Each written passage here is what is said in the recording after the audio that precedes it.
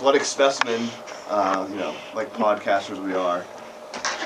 Hurt myself on Saturday night, pulled my back out, putting on a pair of sweatpants. I was putting them on, and like one of the legs was inside out. So when you like put on sweatpants, you kind of have to jump around like once or twice. It was like that, except I jumped once, jumped twice, and literally just like the classic was on the ground, probably 10 minutes. Like, used my arms to get on the couch. Was on the couch for like an hour. Like, I called Big Cat. I called my mom. And they were just like, yeah, no, it's bad. You're fucked, basically. Everyone that's reached out is like, when you pull your back, like, you're just fucked. Like, it's terrible. Like, there's been, it's been nice. There's been a lot of people that have been sympathizing and telling me they've been through similar experiences, but none of them are really positive. They're just like, yeah, this sucks. Like, pulled my back out. Even, like, family, friends, like, whatever, have been like, yeah, that happened to me, and, like, you're basically out of commission for like 3 days, like a week, whatever. And I'm just like, great. Like, I've probably moved like 4 times today. Like the process of moving is just, it's not bad when you're sitting here, but like getting up, standing up, taking a shit, it hurts. Just sucks. Fucking sucks. On today's Pardon My Take, we have football. Week 8 in the NFL. A lot of great games, a lot of great action. We have the fastest 2 minutes. We're going to break down every single game from Sunday. We're going to maybe talk a little World Series. Sorry for everyone out there who doesn't like baseball, but yeah, we're going to talk a little World Series, football guy of the week, and then we're going to do who's back of the week and send you on your way to the month of November. And we're brought to you by our friends at Coors Light. Coors Light. Do you ever feel like you're always on? Do you ever feel like you're go, go, go? I know I do. And I know when I have a second to myself where I can sit on my couch or maybe go to the bar with my friends, I crack open an ice-cold Coors Light, and I absolutely love it. The mountains on the bottles and cans even turn blue when your beer is cold. That way, you always know when it's time to chill, when you need to hit reset. Just open a Coors Light. It's mountain cold refreshment made to chill.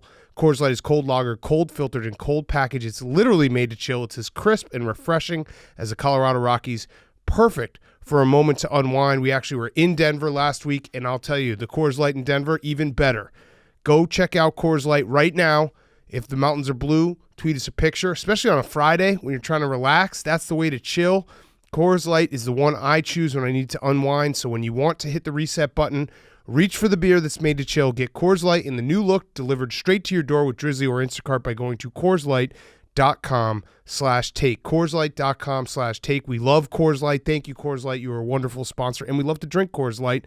Coors Light, celebrate responsibly. Coors Brewing Company, Golden, Colorado. CoorsLight.com/take. Okay, let's go.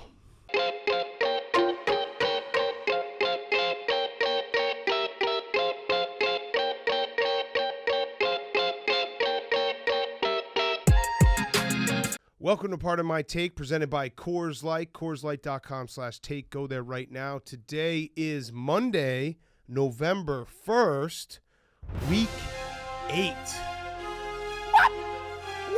What? We start in Western New York, where Big Gaby Davis cried his way into the end zone to give the Bills a lead in the third quarter. Tua Agrokragrivola was playing with guts. Two, you have it, guts. Jalen, waddle baby. Waddle was trying to back it up, but the Bills gobbled it up, and the Dolphins are lose again, and no one circles the wagons like the Buffalo Bills. Bills 26, Dolphins 11. I feel a little drunk, Teach. Little of those duh-duh-duhs, Canada. Give you that nice pop. Yeah, that pop. In a spooky showdown in Cleveland, Odell Beckham is going to have the monster rash for all the shit he's going to be taking. Pat Air Fryermuth reheated the Pittsburgh offense after Chris Boswell, New Mexico, crash-landed and letting an unidentified flying object loose, only to disappear for the rest of the game. Caleb Presley Harvin looked like he had one too many ice cream sundae conversations to be kicking the ball effectively. And the Steelers are back on track with TJ Watt and the Steel Curtain leading the way. The Steelers, 15. The Browns, 10. In Indianapolis, where Michael Myers Pittman and Jack O'Lantern Doyle carved the Titans' defense early, Derek O. Henry didn't earn his $100,000 but was able to help the Titans late. Looks like his bout of food poisoning is over as AJ is no longer brown with the sickness. And after a wild last minute of regulation, I ate too much candy. Bullock sends the Titans home with a win. Titans 34, the Colts 31. Whap, whap, whap. Mike Barry White had the Meadowlands singing, "You're the one that I need," while throwing for 400 yards for the first time since Vinny and the Jets. Joe Twixon and Jamar's Bar Chase trick-or-treated for 3 touchdowns. Tyler Lara Croft dressed up as the Tomb Raider and robbed the Bengals of thinking they're for real with a late touchdown. You don't make friends with Salah, but you can win a big game now and again as the Jets beat the Cincinnati Bengals 31 to more than 31. I forgot to write the score there. 34. 31. I just checked my stats, Teach. 34 to 31. Breaking news. The Jets win 34-31. Huh? In the Windy City where Jimmy Hoffa Garoppolo came back from the dead to lead the Irishman Kyle Shanahan to a huge win. Chris Tabor-Metrics was coaching the Bears in the absence of Matt Nagy, who we hope takes as much time as he needs to recover from COVID. Your health comes first. Yes, absolutely. Khalil Herbert Hoover can't get the Bears out of the Great Depression as Chicago fans turn to Roosevelt to get out of town. Elijah Mitchell Trubisky was the MVP at Soldier Field on Sunday, and that hurts, Teach. It really, really hurts. Niners 33, Bears 22. And sticking in the NFC North, where a Boston Harbor Scott had a TD party, Clyde Jordan Howard said the ends justify the memes as he scored twice. The game was well out of hand when the Eagles poured it on as Darius scooped up a fumble, and he could go all the sleigh with a scoop and score. Whoop! Lions fans, if you're thinking about Jared Goffing yourself, don't David Blau your brains out just yet. Things can always get worse.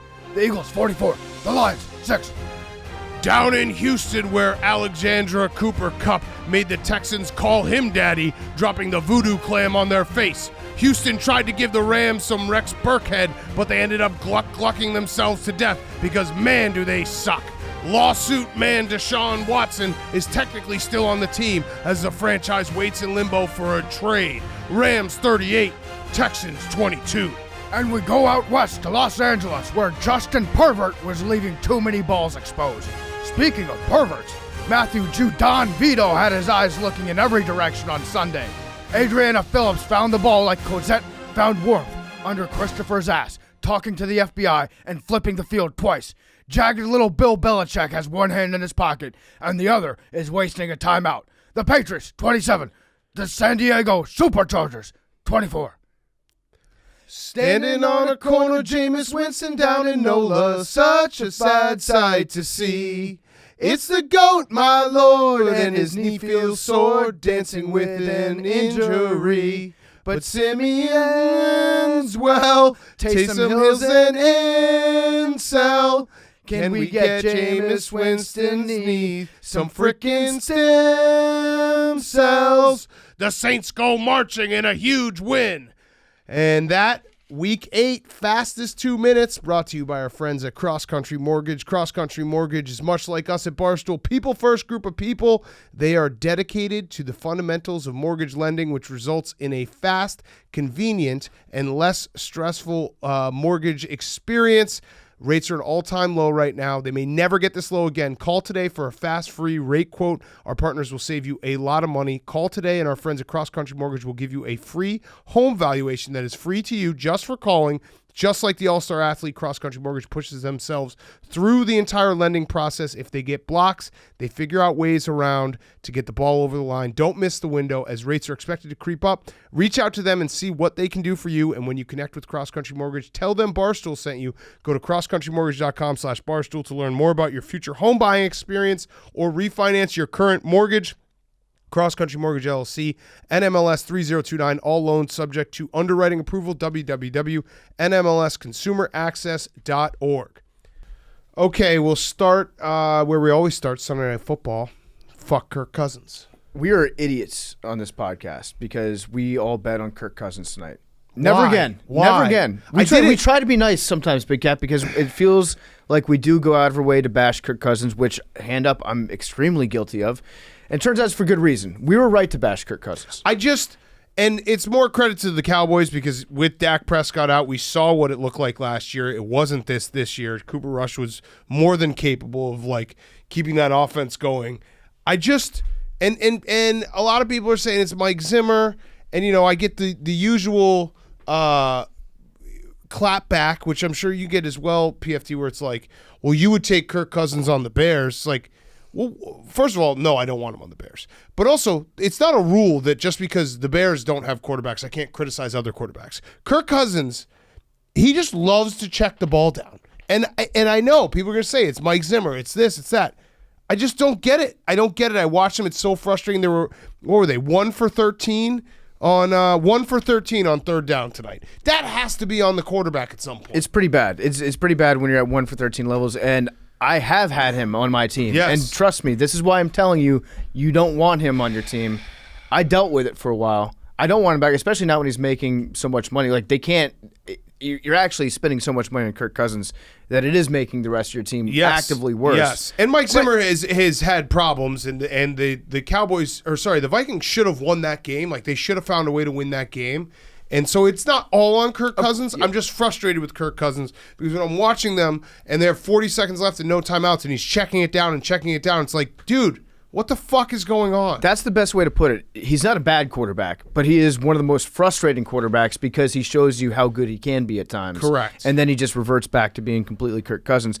We should give the Cowboys credit. I think what tonight proved is that the Cowboys are good enough to overcome an injury to anyone on the team, except for maybe Kellen Moore. They're really fucking good. Yeah. They're really good. And, like, that's a game that, like, you bring in your backup. He's a ginger. G-word. Just going to say it. We all were thinking it. You're thinking, like, who is this guy, Cooper Rush? I know him from Action, Fire Up Chips. And they were the better team. They were the better team. And I do think Mike Zimmer is lost a little bit of his shine. And people are very frustrated with him, and I understand why, because it does feel like the Vikings, like, between Dalvin Cook, Justin Jefferson, and Adam Thielen, like, you look at the Vikings team, you're like, that they should be good. Mm-hmm. They should score more than 16 points. Yeah, I do like Cooper Rush, though. Turns out that I think just the name Cooper Rush, it implies good backup quarterback. Yes. That's a perfect backup quarterback name. It's like this guy is good enough to throw for 3 touchdowns one time a year, and then bad enough to throw for 4 interceptions in another game. Yes. Cooper Rush is a great backup quarterback name. Another fun stat about him is the Cooper Rush to Amari Cooper touchdown, the first in NFL history where the passer's first name and receiver's last name are an exact match. Yeah. That's weird because I would have thought there would have been name a Gami. Let's go. You didn't get your Gami earlier. I'm sorry about that. Yeah. But I would have thought that there would have been a Michael.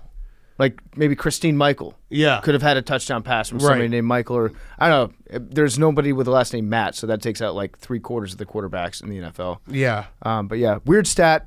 Here's a weird stat. You know what? Kirk Cousins is 8-17 in primetime games for his career. That's weird.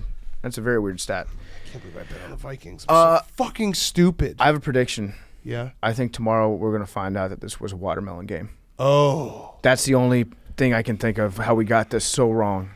Yeah. I mean, we just got it wrong because we watched the Cowboys without Dak last year, and it was a disaster. And Cooper Rush is good. Like, he was more than competent tonight. Mm-hmm. They moved the ball well. I don't know. Bad times. Falling apart. Also, the Braves lost. That sucked. I was thinking the Braves were going to win the World Series tonight. We were going to celebrate that. So, Tuesday night, let's go Braves. Congratulations to the Atlanta Braves for winning the World Series on Tuesday night. Good job. As first reported by Pardon My Take. There we go. Let's go Braves. This will be so tragic. You want to do the intro? Let's just do the intro for Tuesday now. But Hank, save it. Don't put this on Monday's show. Put this on Wednesday's show. Welcome to Pardon My Take, presented by Coors Light. Today is Wednesday, November 3rd, and the Atlanta Braves are World Series champions. Let's go Braves! Woo! Chomp. Love it. Congratulations to the city of Atlanta. It's been a long wait for you guys. I'm rooting for them very, I can very think of hard. No franchise very, more very deserving. Hard. I want the Braves to win too. They deserve this, Braves. You're a fun team. Well, they got it. Anyone but the They're a fun Astros. team. They won it. Yeah, enjoy it. They won it. Enjoy it. Enjoy it. Have fun. And Go plus, crazy. you didn't want to win that on Sunday night anyways. Like, you don't want to take Football, a Monday yeah. off from work. The celebration was Football, crazy. Everyone's talking about football, not talking about the Braves. Win Exactly. on Tuesday. You win on Tuesday. We talk about it on Wednesday. You get a full calendar day Yep. of celebrating your victory, your world Lead champions. the show with it. Absolutely off the top of the show. And then you can get drunk on Tuesday night and take a Wednesday off work, Yeah. which is way cooler than taking a Monday off. And then guess what?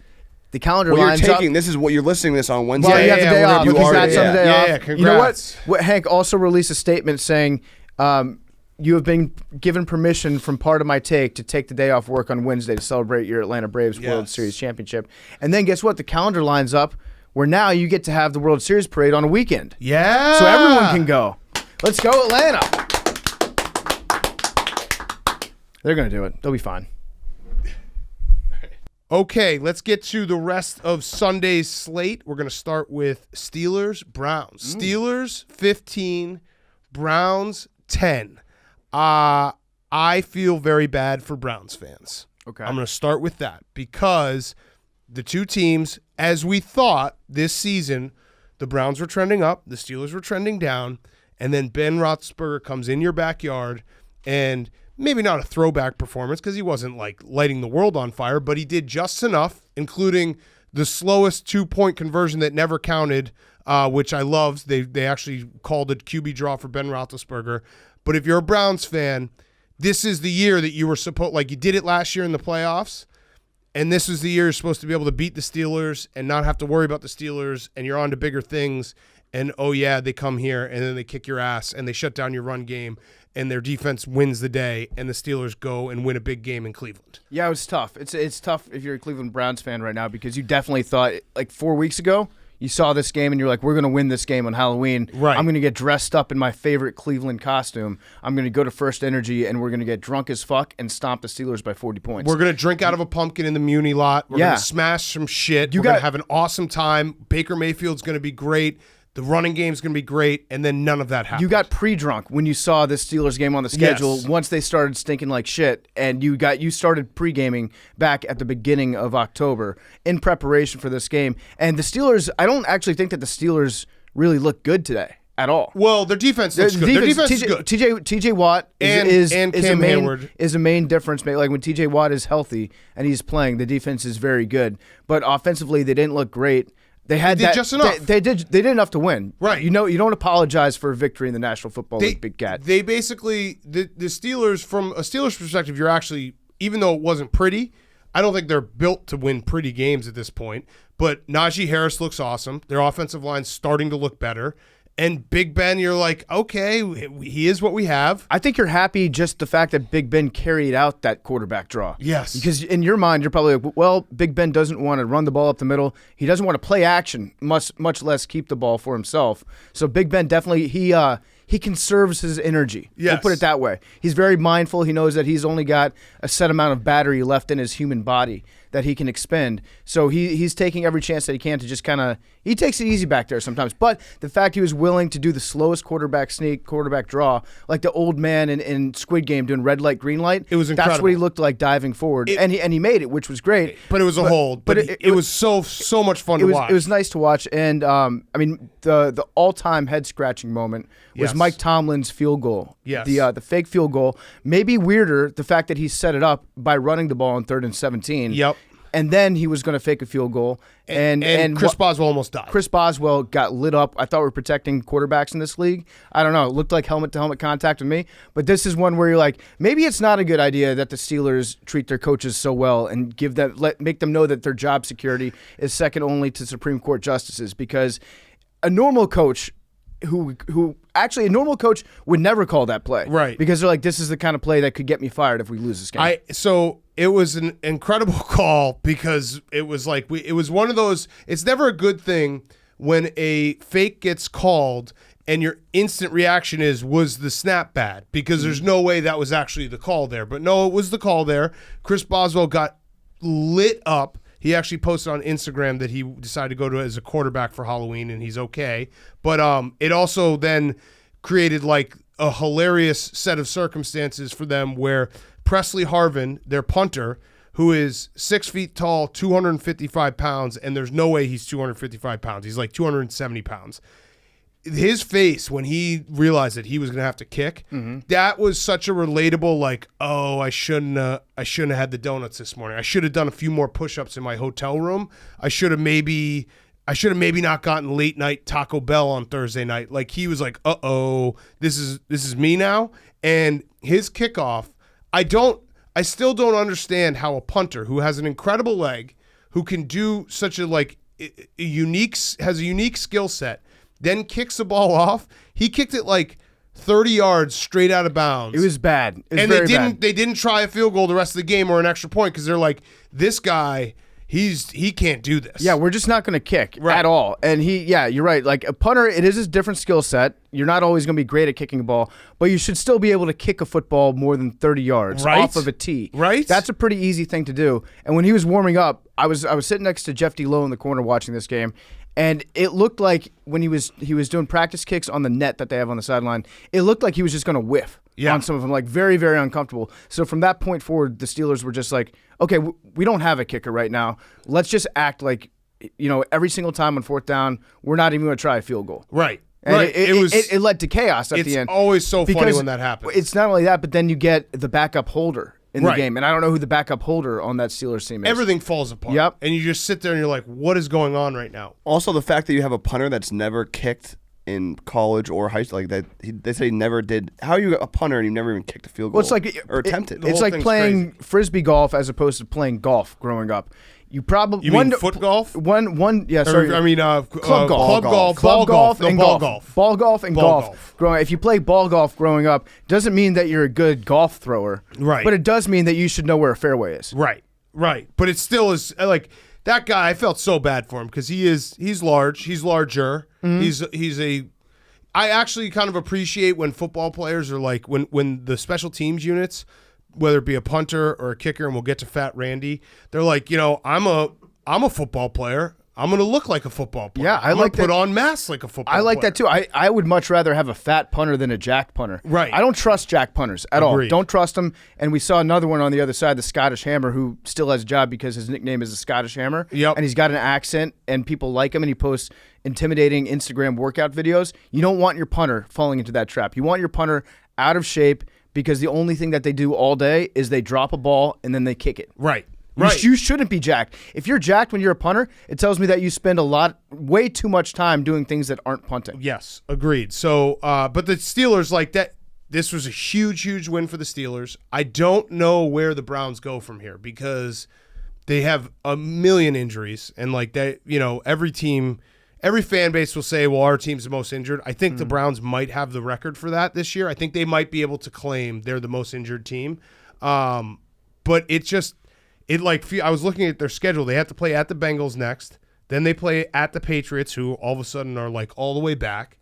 They get a game against the Lions, which should be a win. And then the weirdest schedule quirk ever, they play the Ravens. They have a bye week, and then they play the Ravens again. I love that. It's bizarre. I like that. These two teams really don't like each other, City. I think that the Ravens might actually challenge the Browns for the most injured team. That's true. But they're getting healthy. But that was also preseason, so it doesn't count as much. They got injured at the right time. Right, exactly. They got injured in August, which makes it a little bit easier. I have a question about Baker Mayfield, and maybe it's showing my ignorance about the Browns captain situation, because I know last year they didn't have team captains. Right. Like maybe they said before the game, okay, you're going out, you're calling the coin flip out at midfield. But why isn't Baker Mayfield a captain of the team? Should we ding him for that? That's a good question. You know what? I'm in a Who's mood. the captains? I'm in a mood to ding people today. Wait, who are their captains? I don't know if they have captains. They do it like game by game? Yeah, I don't think that anyone gets to wear the C on their chest. Now, interesting. I think personally that it is a ding on Baker that he hasn't been named a full-time captain. And listen, we're Baker guys, of course.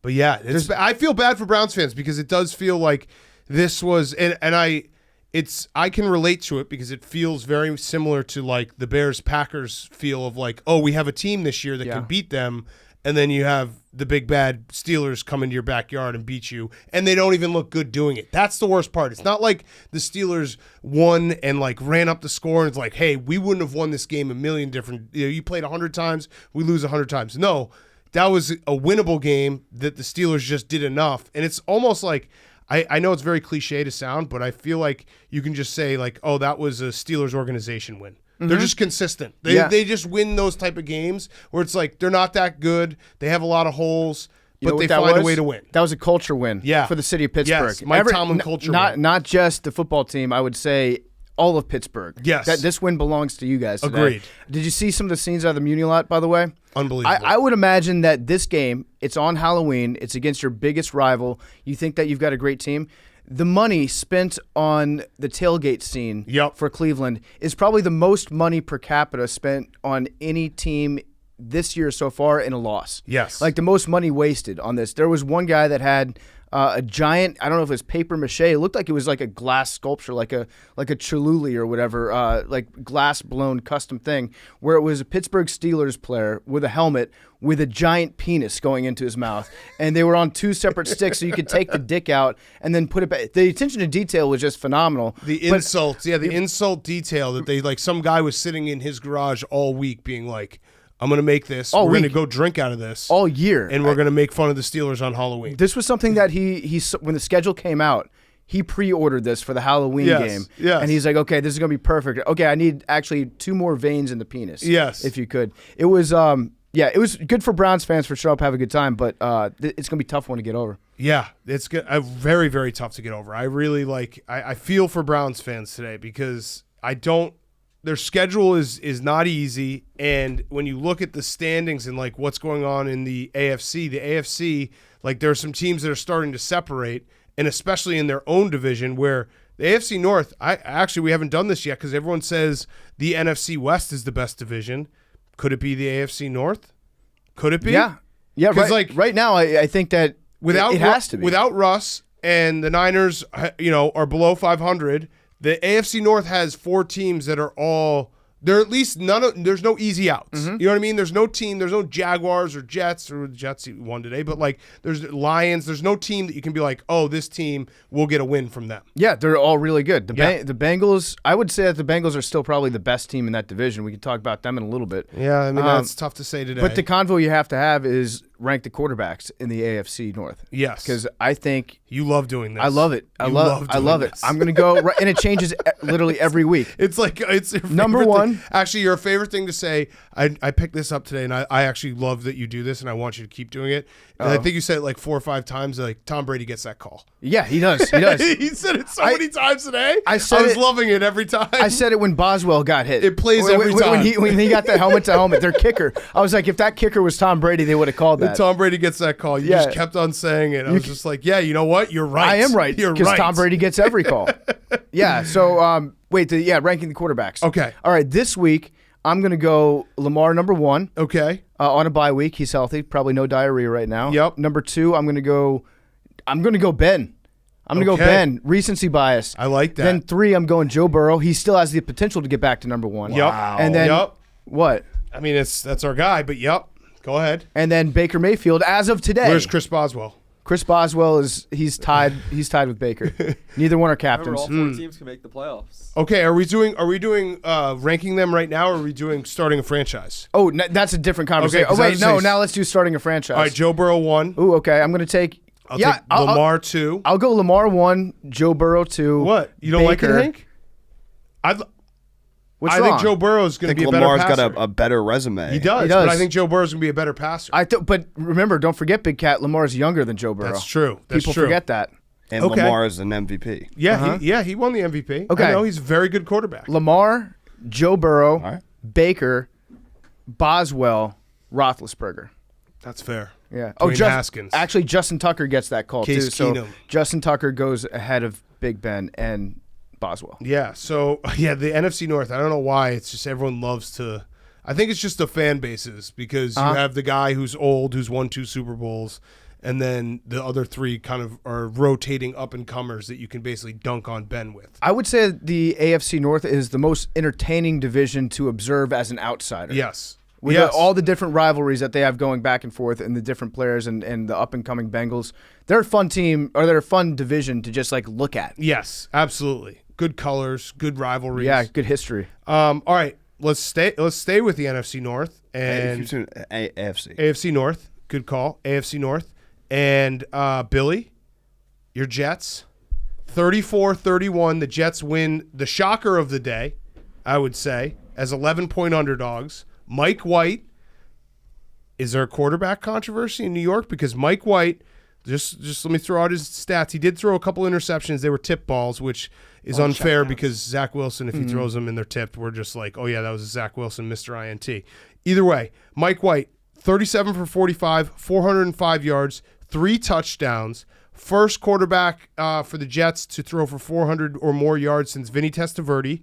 Also, first quarterback other than Cam Newton since 1950 to throw 400 yards in his first start in the NFL. Which is crazy to think that it's been 20 years in this NFL. Yes. And what they've done in the passing game, it's been 20 years since a team has thrown for 400 yards. But Mike White, I don't think it's like a Wally Pipp situation. It'd be fun to talk about, and let's have the conversation. But I think that this will be known as the Mike White game. Well, here's all I'll say. Zach Wilson's obviously the future. Mike White is the present. The Jets wide receivers had an incredible game. They were making catches left and right for Mike White. Maybe he's got the ear in the room a little bit more? I don't know. Based on Zach Wilson's mom, you would think that they'd be catching everything from him. Yes, with the see-through masks. But Billy, go off. Mike White. We gave you a lot to think about. Mike White, is he the future? He is the present. Yep. Zach Wilson is the future. What I think is going to happen is now that they have more tape on Mike White, I think he's not going to have as easy of a time to do what he did today. But I think today was a great example of what the Jets could be consistently going forward. With Mike White? With a competent quarterback at the helm. Because the defense was amazing, and the offense was able big to goal line stop, keep the defense on the field for a good amount of time, as opposed to like being on the field for most of the time in the other games. But Billy, if your quarterback goes out there, throws for 400 yards, how many touchdowns? 400 yards, 3 touchdowns. 3 touchdowns, 400 yards, and you win. How are you going to stop? How are you going to change horses midstream? Oh no, we're not. Hand. So everything's working right now. Zach Wilson's out for a while. I think if Mike White played for the rest of the season, started every game, that'd be huge, and it would give time for Zach Wilson to sort of learn and become a good quarterback. What we say is the Patrick Mahomes model. Yeah, Patrick give him Mahomes a year, and then he turns into Patrick Mahomes. Because realistically, he should have never been starting the first game anyway. They were trying to sell jerseys. They were trying to get people interested in the team. It should have been Mike White. It should have been like Joe Flacco, a veteran quarterback. Joe Flacco. Just ease him in. And that's why we got those crazy games where Zach Wilson just totally got exposed. I think it's funny, though, that the Jets kind of played to the level of their opponent, but in the reverse way. Yeah. Like, if they're playing a really good team at home, they can beat them. Yeah. So but until today, going into this afternoon, the Jets were the only AFC East team to beat an opponent that had a winning record. Wow. Until the Patriots did it against the Chargers, and they beat 2 of them. They're 2-0, yeah. But Zach Wilson had a much more conservative play calling style when he was under center. Today they just opened it all up. The play calling was much more aggressive this week. Means that Mike White might be the guy. I think he's the present and the future. Hank's walking out. Hank hurt his back very badly. Actually, the way Hank put it was he got his back blown out. Yeah, he did. He came in and said that. I don't know where he's going right now, but I'm nervous about him because he might not be able to get back in here. Yeah. But Billy, the Jets. That was an awesome win for the Jets. It was awesome. Huge. We could chalk this up to the old any given Sunday because it was a true letdown spot for the Bengals. We talked about it last week. The Bengals had their biggest win probably in franchise history in the last 5 years, maybe 10 years. Like, it's been a long, probably since like Andy Dalton, like 12-4 year. It was that big of a win against the Ravens. Then they go to the Meadowlands, think they can kind of come out there and roll over them. Now, the Bengals did get screwed. That boned. Unnecessary roughness call was bullshit. They got boned. That was a Pac-Man Jones reputation call. That was bullshit. Because where do you aim if you're that cornerback? Yes. You can't aim any lower than his head was. He got ducked into. And it decided the end of the game because they had to stop at 3rd and 11 and they would have gotten the ball back. But with that said, if you're the Bengals and you want to be considered a bona fide good team that's going into the playoffs and maybe competing for things, you shouldn't even be in that situation with the team against like the Jets. Right? Yep. Like that's if you're a Bengals fan, I think you can complain for like 2 minutes and then you have to snap out of it and be like, no, we were in this fucking game with the Jets. We should have killed them. We're way better than the Jets. Right, and perhaps we were a little bit too quick to anoint the Cincinnati Bengals. I would say maybe we forgot that they're literally the Cincinnati Bengals. I'll never but that's apologize fine. for knee-jerk I'm sure we're doing it again this week. Listen, somebody let us know. on our sleeve. Listen to the show and let us know which team we're Bengalsing this week, because I'm sure that will very quickly anoint some. It's probably going to be the Patriots. Yeah, no, it will my be, guess. and that's people like you overreact. Listen, if you want a measured take where everyone's like, hey, everyone's kind of good, and some teams are kind of really good, and some teams are kind of bad, like. We're never going to do that. I'm going to tell you teams stink. I'm going to tell you teams are awesome. The Bengals stink. The Jets are awesome. And based on this day. Let's also clap it up for the Jets. They scored a touchdown in the first quarter. Not only did they score a Let's go, touchdown, Jets. Mike White went 7 for 7 on his first drive in the first quarter. He went 14 for 14 if you count the 2 interceptions that he threw too. Okay, that counts. The ball didn't touch the ground. Those are our stats. In the New York special, they were the 2-point conversion play. The New York special. Oh, that's what you're calling it? You should that's call what it the Billy special. Yeah, that's good. It's mine. Yeah, it's It yours. is yours. The We also Billy. Get Mike White in prime time on Thursday night at Indianapolis. Oh, Let's go. wow. All That's right. I'm going to bet against Mike Jets- White and the Jets after Jets, that. Colts, Thursday Yes. night. All right, all the haters out there that said that the NFL was dead, suck my dick. Yep. We get Mike White in prime time. We're coming for you. Fuck you. Yes. You know who's the real loser in all this? Who? Joe Flacco. Yes. Although, He's definitely- does he really? Did he really want to play? Does the check clear? Because I think Yeah. he's doing okay. It's actually amazing that Joe Flacco is staying around as a backup quarterback. He must have another kid on the way that we don't know about, Well- because he's made so much money. I think he's made like $150 million. So much money. Why is he a backup? If it were me, I would buy a house and a shitload of animals You know and what just it go is? out there and stare wistfully off into the sunset I'll every tell day. you what it is. He misses the guys in the locker room. He likes You to gotta be around. You got to be around the guys in the locker room. I actually think if you can hang on, I never understand why quarterbacks retire. Why they don't just be like, I'll be a backup for the next 10 years, because it would be awesome.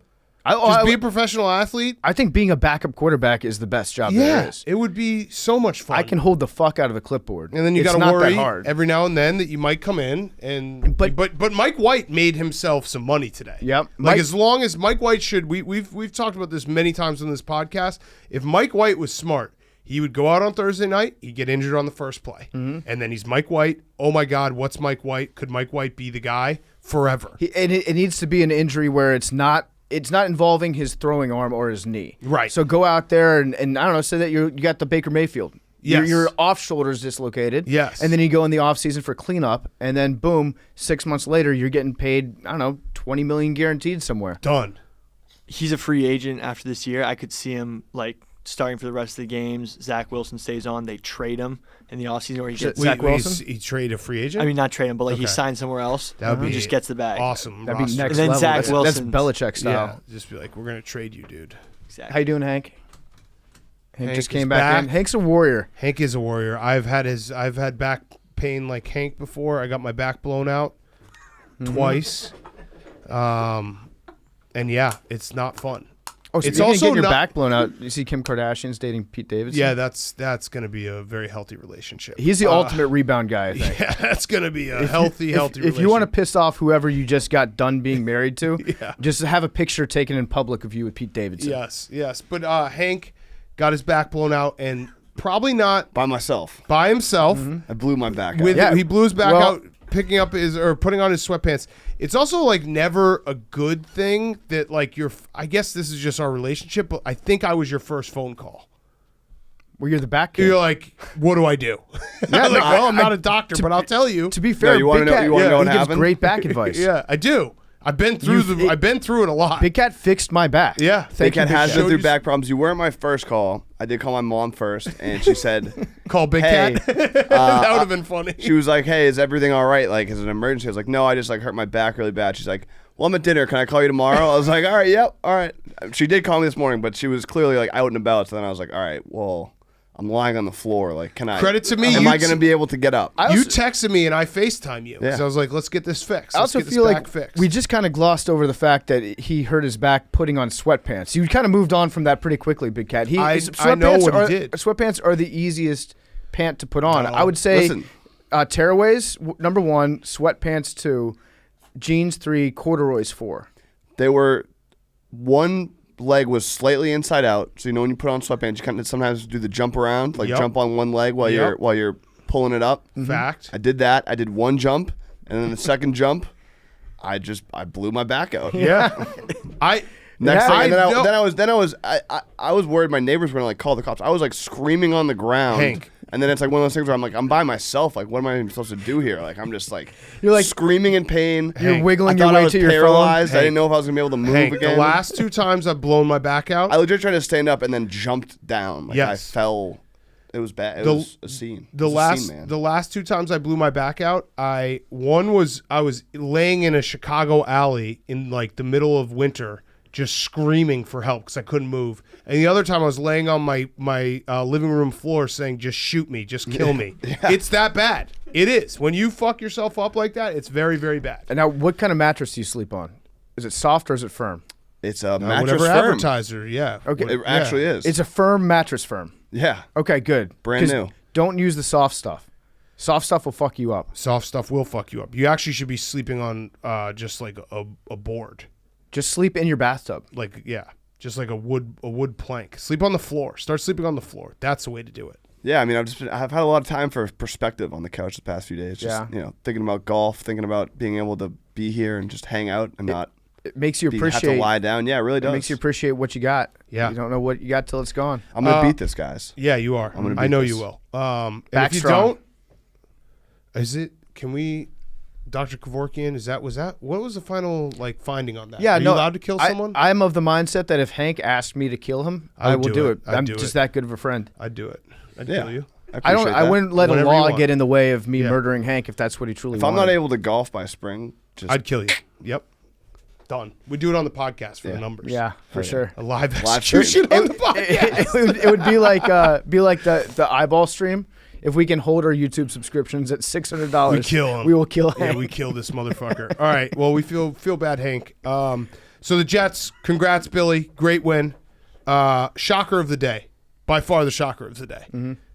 Big Also, win I like for Robert Saleh. Robert Saleh was pumped at the end of the game. Yes, he was. I also like the vibe that like the New York football teams are doing now, where they just suck, but then they just win 2 or 3 games out of nowhere. Mm-hmm. Like the Jets beating the Titans and the Bengals.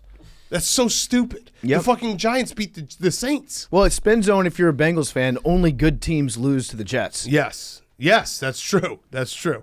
All right, next up, let's talk Titans Colts. Crazy game. Carson Wentz. God damn it. Right when I got back in it, right when I was like, you know what, this Carson Wentz guy, maybe he is turning it around. I was getting gaslit by Colts fans, people tweeting about how he only has 1 interception. He had 2 of the worst interceptions to end 1 minute left in regulation, backed up on his goal line, left-handed pass where it was the like eternal Carson NFT that for Carson Wentz because it was the ultimate Carson Wentz, like I can get myself out of any situation play. Yeah, it kind of was, but recently I've noticed Carson Wentz, he looks desperate when he plays sometimes. Yes. He actually looks like he's going to be killed if he doesn't complete a pass. Correct. In certain circumstances. And what he ended up doing was he desperated himself into taking maybe the smartest interception. This was that the was a pick spin 6 zone of all Colts time, fans were saying. because if he had taken the safety, they would have to kick off. They would have to give the ball back to the Titans. Yep. Game over. Yep. But since he threw a pick 6, it was the best pick 6 in NFL history. He did it on because purpose. they got the ball back and they had a chance to go down the field. He did it on purpose. It was a genius move by Carson Wentz. So people were actually saying that. Now, I do blame Frank Reich, and he actually took some blame for it in the postgame. There was a terrible play call. Shouldn't have put him in that situation.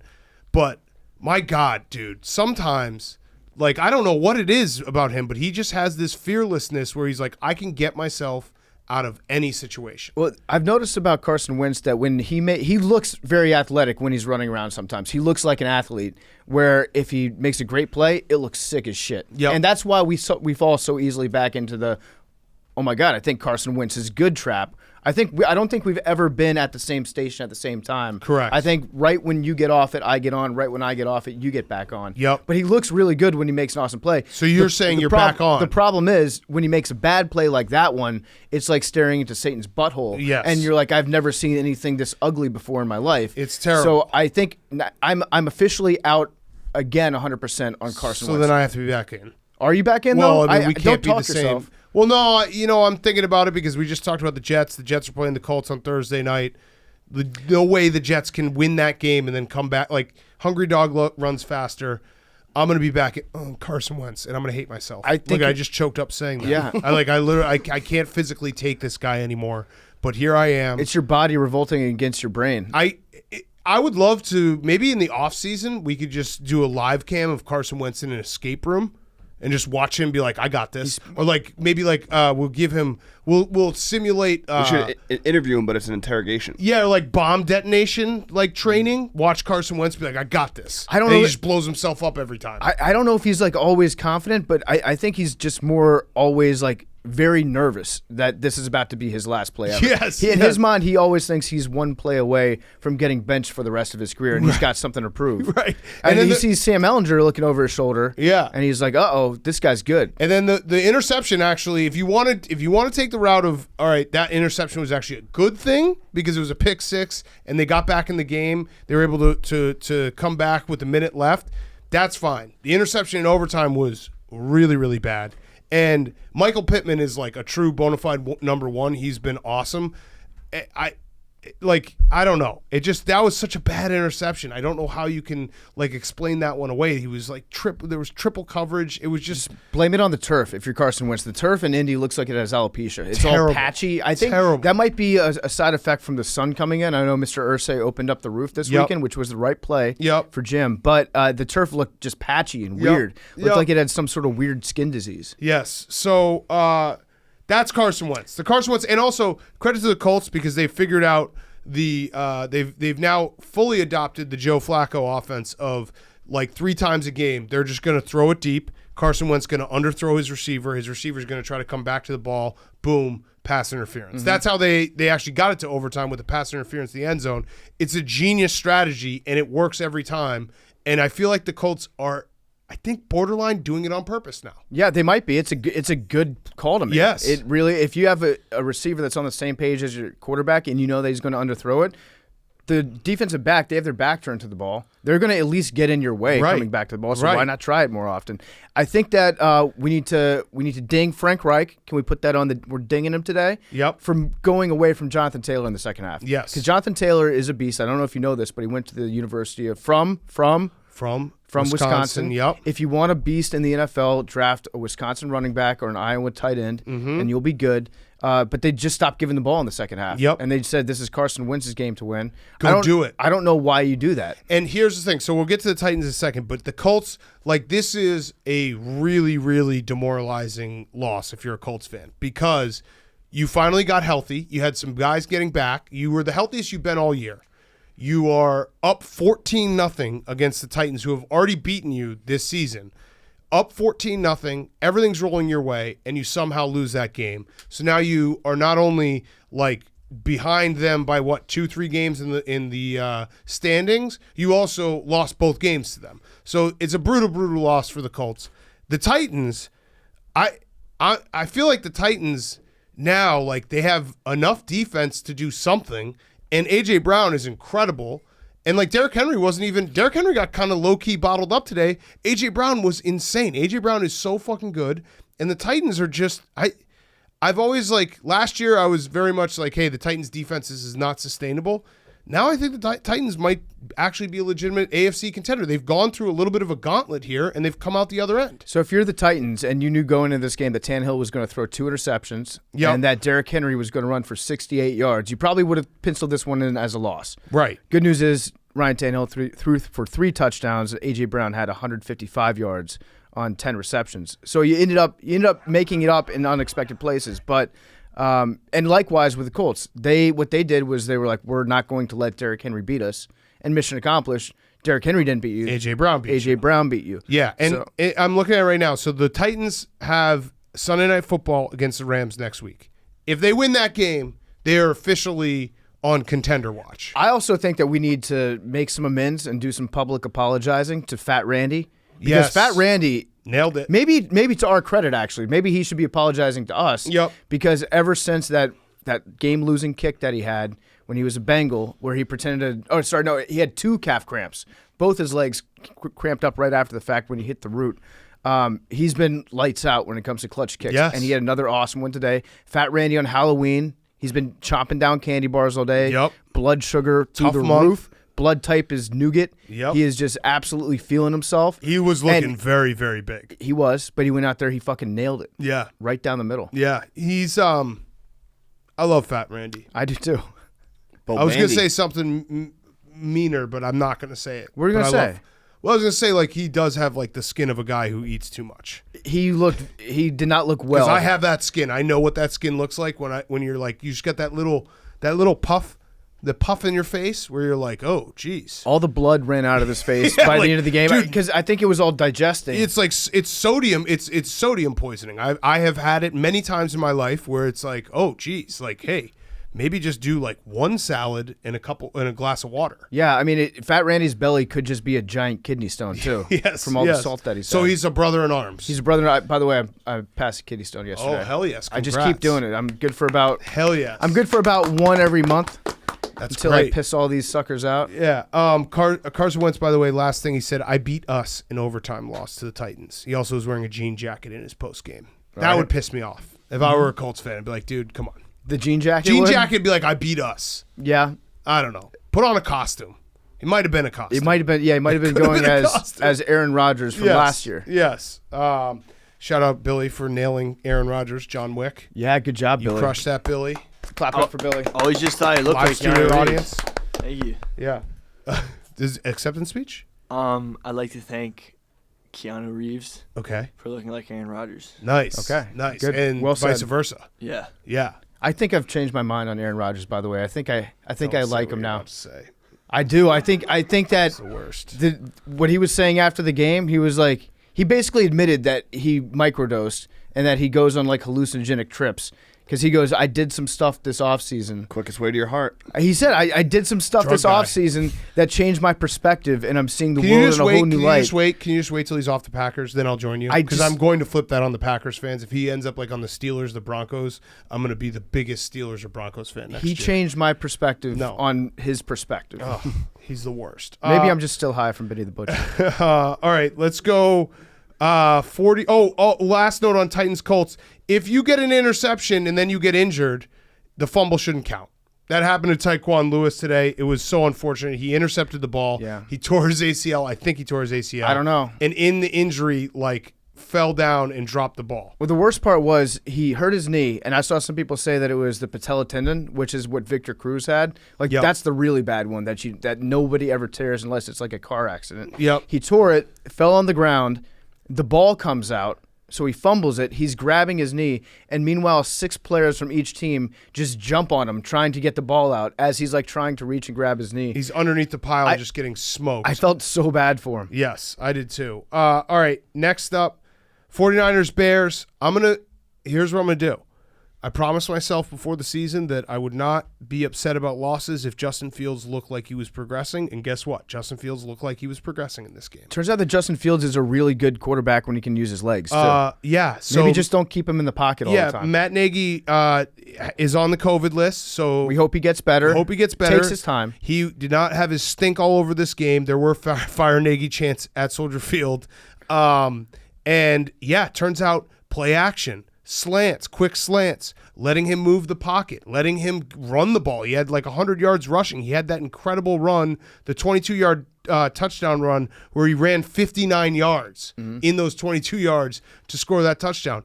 Yeah, maybe that's why you drafted this guy, because he's an electric athlete and you should let him make plays both with his arms and his feet. So the Bears defense is officially done. Like, they're not – Khalil Mack was out, but it's over. Those we're burying days, the era of Bears defense The from last like few years.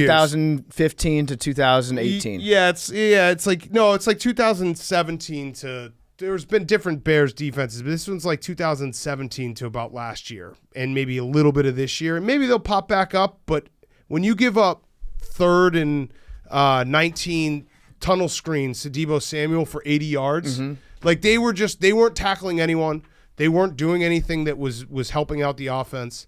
It's over. And they made Jimmy G look electric. They made Jimmy G revive his career because he was clearly on the hot seat. So I'm just focused on Justin Fields progressing.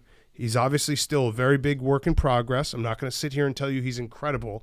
He looked better than he has the last few weeks, and that makes me happy. And wins and losses don't matter, but I also would like them to win games because I'm really sad about the fact they suck. It's a very mature outlook on your part. It is. It's saying you're taking the macro over the micro, something big that time. Your boss Alex Rodriguez taught you is important when it comes to sports. Exactly. So I have a hypothetical here. If the Bears just let's say they changed the passcode on their front gate, Matt Nagy couldn't get in, but his paycheck keeps going to him. Yep. Do you think Matt Nagy would just be like, okay, I'll just stay at home and not say anything? No. Because I don't think that he enjoys coaching football. I think he does because he does those stupid quotes like after we get fucking smoked by the Bucs, and he's like, this team really loves each other. I don't know. Shit like that. I don't know. All the time. But even his quotes are kind of half-assed. Yeah, but he's like you can tell he doesn't even want to be Googling inspirational quotes. He's a sentimental bitch. He's going off the first page of the Pinterest image results that he gets. Ugh. So yeah, I hope he gets better. Big winner in this game, but also take your time. Besides Justin Fields, who looked like a good quarterback today, especially with his legs. Kyle Shanahan. Yes. Big winner today. Because Kyle has gotten a very, very long leash. And I'm still of the mindset that if he got fired tomorrow, there would probably be like 6 teams that would make a call on day one. Absolutely. Including, like, I would love for him to come back to the Washington football team and team back up again with Sean McVay and Matt LaFleur and Zach Taylor and all the other good coaches that we had at one point. Yep. But it felt like it was wearing a little bit thin with Kyle Shanahan because the results haven't been there for the 49ers. Yep. And I feel like we were one game away from talking about his job. We haven't talked about his job yet. Yes. If they had lost this one, we would have been talking about his job. Yes. Now that absolutely. they win this one, I feel like we're now 3 losses away from talking about Kyle Shanahan's job. Yes. And Jimmy G was very good, so he saves his job for at least a little bit. It helps that he played against the Bears defense that has no teeth left. They didn't punt today. The Niners didn't punt. Never a good sign for defense, but a good sign for Jimmy G. Also, Deebo Samuel is electric, and Deebo Samuel is most likely, if he stays healthy, going to break Jerry Rice's 49ers single season record. Wow. Yeah. Like he has he has a calf now. Yeah, he has a calf now. He has 819 receiving yards. Now, obviously, it's a 10-game season or 10 more games on their season because it's a 17-game season. But he would just have to average 75 yards a game in the final 10 games to break Jerry Rice's record for the 49ers, which is crazy. So the whole this team didn't punt stat can be pretty misleading. Yeah. Because I've realized that this year because when I was growing up, if a team didn't punt, you're like, wow, they beat the shit out of them. Their offense was probably really good. The Washington football team only punted once today, and they scored 10 points. Yeah. So it's not always. No, it's not always, but in this case it was. And these games, good teams don't screw up like the end of half, start of half situations. They don't. And the Bears screw that up all the time. They should have scored a touchdown going into the half. They didn't. They got a field goal. Then they let up a big pass to Deebo Samuel, so they got a field goal, and then they scored a field goal to start the half. So it was like they should have been able to put them away, and they didn't. And that's what happens to teams that are not good, and the Bears aren't good, but Justin Fields. Okay. One thing about Jimmy Garoppolo, I don't like how he slides. He gets a lot of late hits against him when he slides. Yep. But it's almost like he's inviting the contact when he slides. I don't want to say that it's because of what he's wearing or how he's acting or victim shame. Don't do that. But there's something about him when he slides. He looks so photogenic. He's like smiling and looking for the camera as he goes down. If you're a linebacker, you just want to hit him. Yes, I agree. Again, not his fault. Not his fault. I'm not blaming him. Not his fault. All right, next game, Panthers Falcons. Panthers 19, Falcons 13. If Matt Ryan didn't get stepped on and have his hand gush blood everywhere, would we have remembered this game? No, I don't remember a single thing about this game except for the fact that Sam Darnold got hit in his head. He did. Probably from the gravitational pull of it, and he was taken out of the game. And P.J. Walker is a guy that always just manages to find himself in football games. Yes. He never starts them, but I feel like the last 2 years, every Sunday we've had at least one P.J. Walker drive. Yes, it's true. And the Matt Ryan getting his hand smashed was like, oh shit, that game's going on because there wasn't a lot of offense. It didn't go to red zone very often. The Falcons, Calvin Ridley, which we saw afterwards, he's taking a step away from football. They missed Calvin Ridley. They did a good job shutting down Kyle Pitts. Oh yeah, Stephon Gilmore. Turns out he's still good. He had a late pick to like seal the game. But yeah, both these teams are kind of the same team. And it's just like the Panthers are a little bit better. They deserve each other. Yeah. They deserve. Yeah, Matt Rule also launched a flag. And when I mean launched, he like wound up. You seen that video of the girl, I think it was at a Knicks game, who's got a T-shirt and she just guns it into the stands and goes into the upper deck? That's hot. Yeah, bonk. That's what it looked like. That's what it looked like. That's my favorite whenever they post a video of like, yo, check out this chick. She can throw a football. Yeah. How hot is this? Well, Billy definitely looks at that and is just imagining offspring. That's all that means to him. Oh, my God. This chick can throw a football? Throw it spiral directly into my face. That's so fucking hot. But yeah, Matt Rule launched a flag. I think it landed on Mars. It was pretty cool. Sometimes when you're a little guy like Matt Rule, you just got to remind people that you still got it. You got a little pep. Yeah, exactly. You got some shit to you. Yeah, don't come at me. I'm Matt Rule. I'll spit on myself in my smock.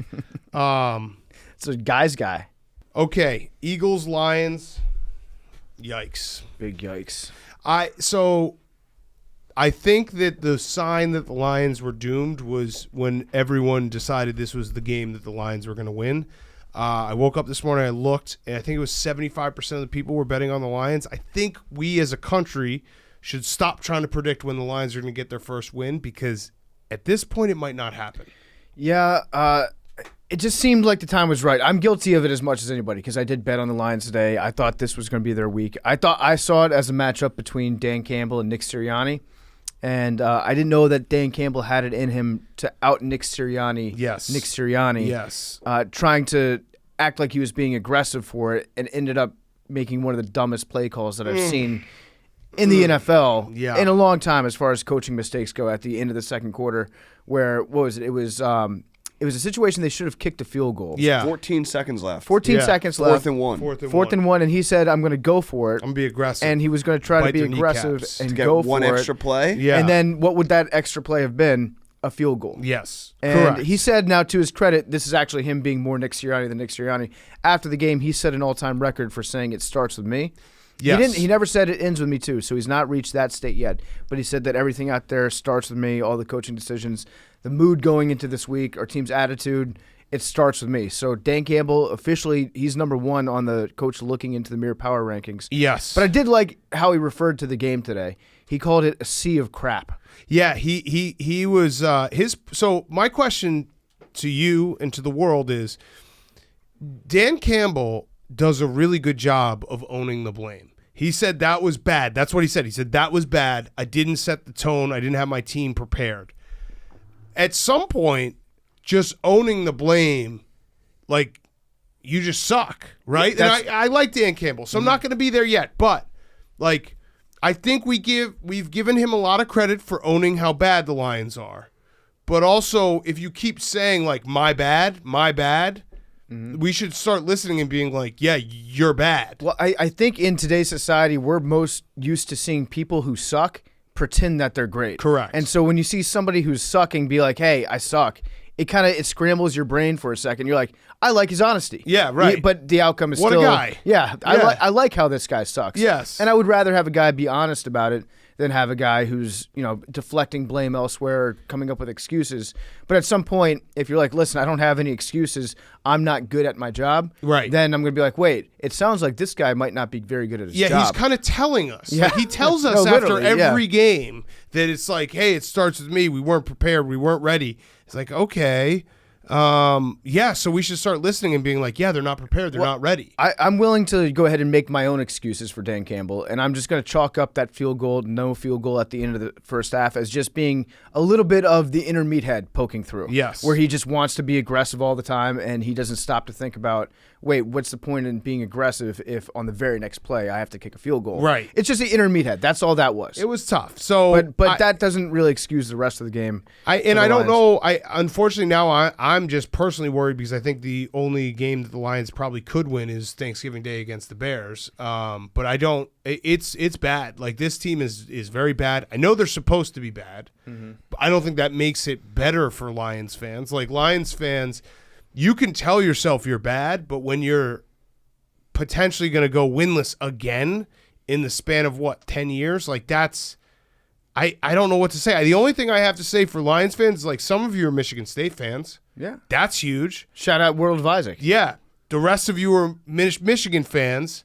That's a bad weekend. But yeah, it's very, very bad in Detroit, and I feel really bad for Detroit. And they're just not a good like Dan Campbell said. They're bad. That was bad. I think you have to give Dan Campbell another off season to restock the roster before we can accurately evaluate how bad he is. Because I think today, even if you had a roster that was as talented as the Eagles, they still lose that game by 25 points. Yeah, and but you never know. Like we should give him some time to work into his job a little bit. Maybe I'm just making excuses. You know what? He's tricked me into it. I want Dan Campbell to be good, but it's just he keeps telling us that he's not good. And we're not listening. I'm definitely not listening. No. I can tell from the last 5 minutes of the things that I have said and then the things that I have thought that I am definitely not listening to Dan Campbell when he tells me that it's on him. Yes. What were you gonna say, Hank? Well, Calvin Johnson's, their shining star. His receiving record's going to get broken by Cooper Kupp, same quarterback, Matthew Stafford. So that probably makes it worse too. Is Calvin Johnson a system receiver? Some are saying. It just makes everyone electric. Yeah, it's bad. It's bad. Eagles, on the other hand, this is the old, are the Eagles back? No, they played the Lions. But you still get credit for winning and winning convincingly. And I don't want to say they found something, but Jalen Hurts only throwing 14 times, and using his legs. They ran the ball very, very well. Their defensive line woke up. I don't know. You should never apologize for wins. So Eagles fans, I think most Eagles fans are like, yeah, those lines, they stink. But still, a win is a win, and a convincing win. It's rare to have 44-6 or whatever the final score was in the NFL. Yeah, this is a win that definitely stings, or a loss that stings if you're the Lions, because they gave up 236 yards on the ground. They limited Jalen Hurts to 103 yards passing. Yeah, he was 9 for 14. 9 for 14, 103 yards passing, but he had a 93.8 QBR, which is that stat is just so made up. It's just bad. Very bad day. The camo that the coaches were wearing. Nick Sirianni has a wardrobe now that it's, you know what? It's October 31st. It's Halloween today. Correct. It's not even Salute to Service month yet. Correct. It's not No Nut November yet, Nick. And they were both rocking like the shit out of that camo. He was just trying to beat us to it. I think they were trying to be first adopters of it. Yes. That's absolutely what happened. But I don't really have anything else to say besides that was bad, which is a quote from Dan Campbell. Sorry, and he's telling us. He's telling us, guys. Not a sea of crap. It was a sea of trash. I agree with Dan Campbell. Okay. It was a sea of trash. Let's see. Say something nice about, again, the Eagles. I don't know. The Eagles are kind of what they are. They're scrappy-ish. I feel like Eagles fans probably wanted to lose that game too. No. You don't want to lose. The Lions are now at the point where if you lose them, it's embarrassing because they're 0-8. You can't be the first team. That's why I'm dreading Thanksgiving Day. That's going to be terrible. I'll say one nice thing about the Lions. Bye week came at the right time. Mm-hmm. So they don't have a game next week. Get a reset. I don't know if you can say that the Eagles fans wish that they had lost this game. No, they want to win that game. We know a lot of Eagles fans. Their draft order. Where they also have the Dolphins just pick, which is number 3 right now. Yeah, that's right. They have the Dolphins pick, they have the Colts pick, and their own, which are all top 15 right. Maybe the only way I can think that the Eagles would wish they had lost the game is the Eagles fans that hate Nick Sirianni. And I think also Eagles fans probably are doing, they're straddling the fence right now of hey, if we could win a couple games here, maybe we'll be competitive in December. They're still trying to figure out if they draft a quarterback in the first round next year. Yes. So I think they will with 3 picks. You kind of have to. Yeah. Okay, next game, Bills-Dolphins. Weird game, 3-3 at half. Felt like the Dolphins defense finally showed up to the 2021 season. And then the Bills were able to, just steamroll him in the second half. Josh Allen smashing all the buttons, making plays. He had 2 plays in a row, I think, where he hit every single button at the end. Yes. He tries to do a lateral as he's already down on the ground. Yes. And the Dolphins, I mean, their defense did play well for a half. Tua, I don't know, wasn't his best game. Let's wait till the All-22 comes out. Wait till the All-22 comes out with Tua. That was a real defense he was playing this week. He wasn't looking that great. It is weird, though, how the Dolphins only care about division games. Yeah. They play that division so tough all the time, with the exception of the first game that they had against the Bills this year. Yes. But usually if they're playing against the Bills, the Jets, or the Patriots, the Dolphins, they look like a completely different team than if they play a good team from the West Coast. It's also Dolphins candy ass season because now that the weather's starting to turn and you see those jerseys in Western New York and you're like, oh, they're never going to win this game. It doesn't work. It's like it's so easy. They're like tourists walking down the street. Yeah, like this, we'll You're not pickpocket from around them. here. Yeah, and the Bills, unbelievable like cover that they weren't covering all game. They find a way to cover. Yeah, Tua, I'm going to be nice to Tua, but he wasn't good. Yeah. He wasn't good, and Deshaun Watson could still get traded to the Dolphins. Again, can somebody make a cut up of Tua's throws and just like completely gaslight us and show us why Tua was great on even the bad throws? Why were they actually good in hindsight? But you're right. I feel like it's an inevitability at this point that Deshaun Watson is going to be – he's probably going to be making the rounds on the court-ordered door-to-door introductions in Palm Beach. In Dade County. Probably going to move into Epstein's old mansion. Okay. I mean, it's vacant. No, they destroyed it. Oh, they did? They bulldozed it? Yeah, they good. bulldozed it, yes. Tua also had a ridiculous – that fumble, which I don't know if that was on him or the center or wherever. We looked up at one point, and the ball was just – everywhere. It was a Benny Hill skit. I don't think that one wasn't on Tua. No, I think Gesicki was in motion and it hit him or something. Yeah, so they tried to do the thing where they send a receiver in motion before the snap, and I'm actually amazed that it doesn't happen more often, especially on the plays where they're going direct to the quarterback who just puts it right out in front and does a jet sweep to the guy that's scooting by. I don't know how those types of fumbles don't happen. They have to time it perfectly on the snap. This one was not timed perfectly. Yes. I think just snapped into Gesicki's butt. So I'm being nice to Tua. Wasn't that nice to Tua, Jake? Very nice. I mean, he was bad, but I'm being nice to him. And I will wait for the Tua believers to tag me in every tweet this week and let me know how he wasn't bad. Remember, and I will 94.9% chance he's traded by Tuesday. That's true. To Florida. That's true. And then you know what? Or Deshaun Watson. You know who the first game is for the Dolphins? Who? Be against the Texans. Oh, wow. Instant revenge. Instant revenge. Also, O.J. Simpson was at this game. Good. Yeah. Glad to see he's still out there. That's my who's back. Oh, it was? OJ? Yeah, he did a little video reminiscing about the old stadium. OJ is all about the content. Do you think there are people who probably were like, yeah, what's up, OJ? Oh, Yes. I guarantee you, Yeah. if OJ Simpson walks past you, there are people that go up to take like ironic pictures with him that then post it online and nobody can tell the difference between irony and actually endorsing a serial killer. Also, I mean, Bills fans. that's Twitter in a nutshell where people, like, it's because the jokes are kind of funny. I think people like it when OJ, like, does these videos because they can make jokes. Yeah. But it's like, It's still OJ. It's like, Yeah. It's still OJ. right. Yeah. I'm just glad to see that he's out there roaming, Yeah. that he's still Doing free. it. He's just doing the thing, whatever that thing is. All right, Rams Texans. I don't even know what to say about this game. The Texans are Disgusting. like they're Fuck the Rams. Yeah, I mean the Texans did blow, or the Rams did blow the cover out of nowhere. They're up 38-0 going in the fourth quarter. Disgusting. Crazy blown cover. The Texans won the fourth quarter 22-0. It was incredible. I do think that recovering an onside kick, if you're the Texans here, like you wasted it. I don't know on what do you think this covering? I think Covering against the Rams is as good as it's going to get for Texans fans. I think onside kicks, like, I actually think of onside kicks as like you have a certain set amount as a franchise. Oh, like eggs. Like they'll need like one a woman in has 5. X amount of eggs. They'll need one in 5 years, and they'll be like, no, remember that Rams game? You don't get it. I don't know. The fourth quarter, I think the Texans had 73 yards of offense total going into the fourth quarter, and then Davis Mills put the team on his neck, and he was like, I'm going to be a garbage time all-star.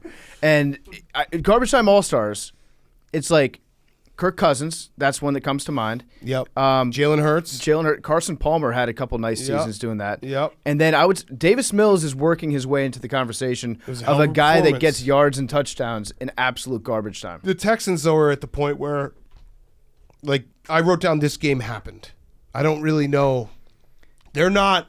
It's crazy at this point in, like, we usually have one or two bad teams. It feels like we have a few really bad teams. I love it when the bad teams play each other, though. Yeah, because watch out, because coming up next, the Texans, they get the Dolphins, the Jags, the Jets, and the Colts. Oh, wow. So at least they get to play each other. Yes. So we can completely ignore And those games if we want to. I think the Colts have actually graduated out of like being truly, or sorry, not the Colts. The Jets have graduated out of being truly bad. It's the Jaguars, the Texans, and the Lions right now, where it's like watching those games are painful.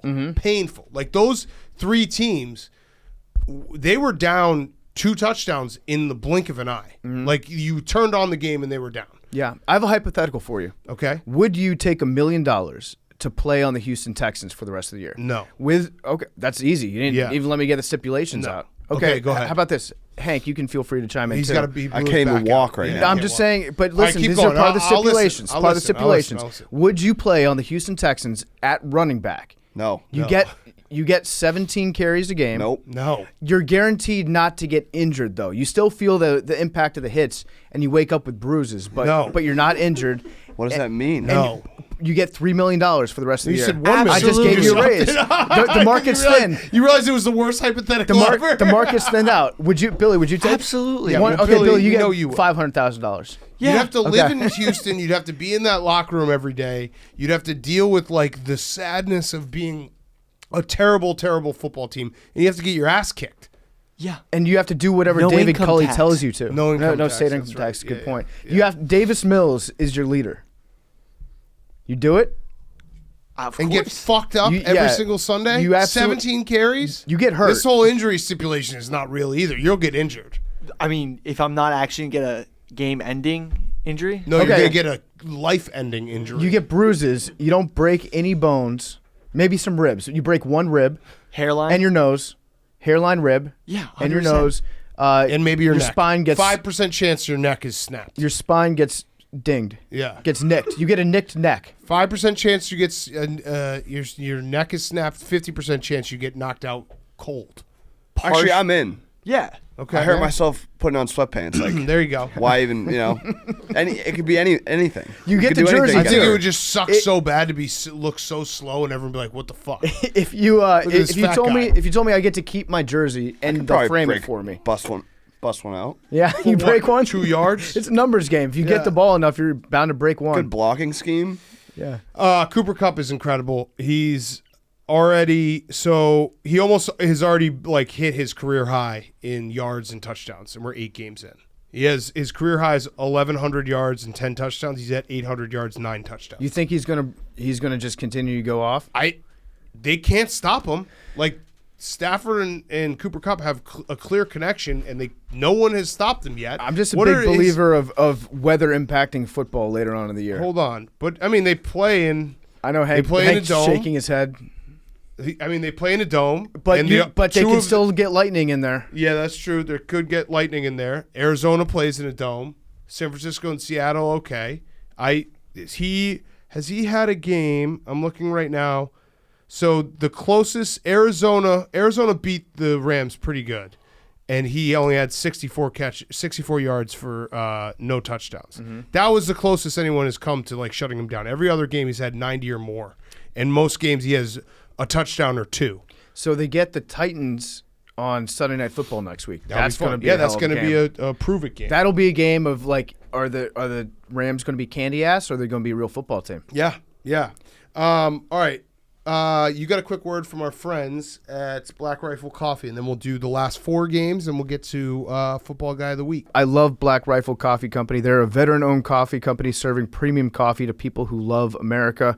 Their veteran CEO and founder, Evan Haffer, spent over 7 years on the ground overseas with U.S. Special Forces and as a CIA contractor. Evan even modified his gun trucks during the invasion of Iraq to grind coffee anywhere. We love coffee. I know Big Cat loves drinking coffee in the morning.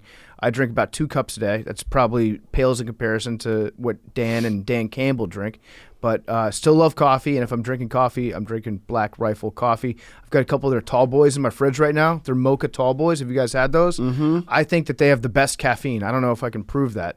But their caffeine, it hits a little bit different. It's what I drink every morning to wake myself up. And they import their high-quality coffee beans from all over the world. They roast 5 days a week at their facilities in Manchester, Tennessee, and Salt Lake City, Utah. The team at Black Rifle Coffee is continually researching and experimenting with new roasting methods and coffee origins. When you think about it, coffee is it's another form of bean soup. And you know how I feel about soup. If you go to blackriflecoffee.com/take and use code TAKE today, you get the freshest coffee in America shipped directly to you. Trust me, it's delicious. Go to blackriflecoffee.com/take. Use promo code TAKE today and get the freshest coffee in America shipped directly to you. Okay, let's do Hank. The Patriots are back. Yeah, they are. Patriots are back. Patriots 27, Chargers 24.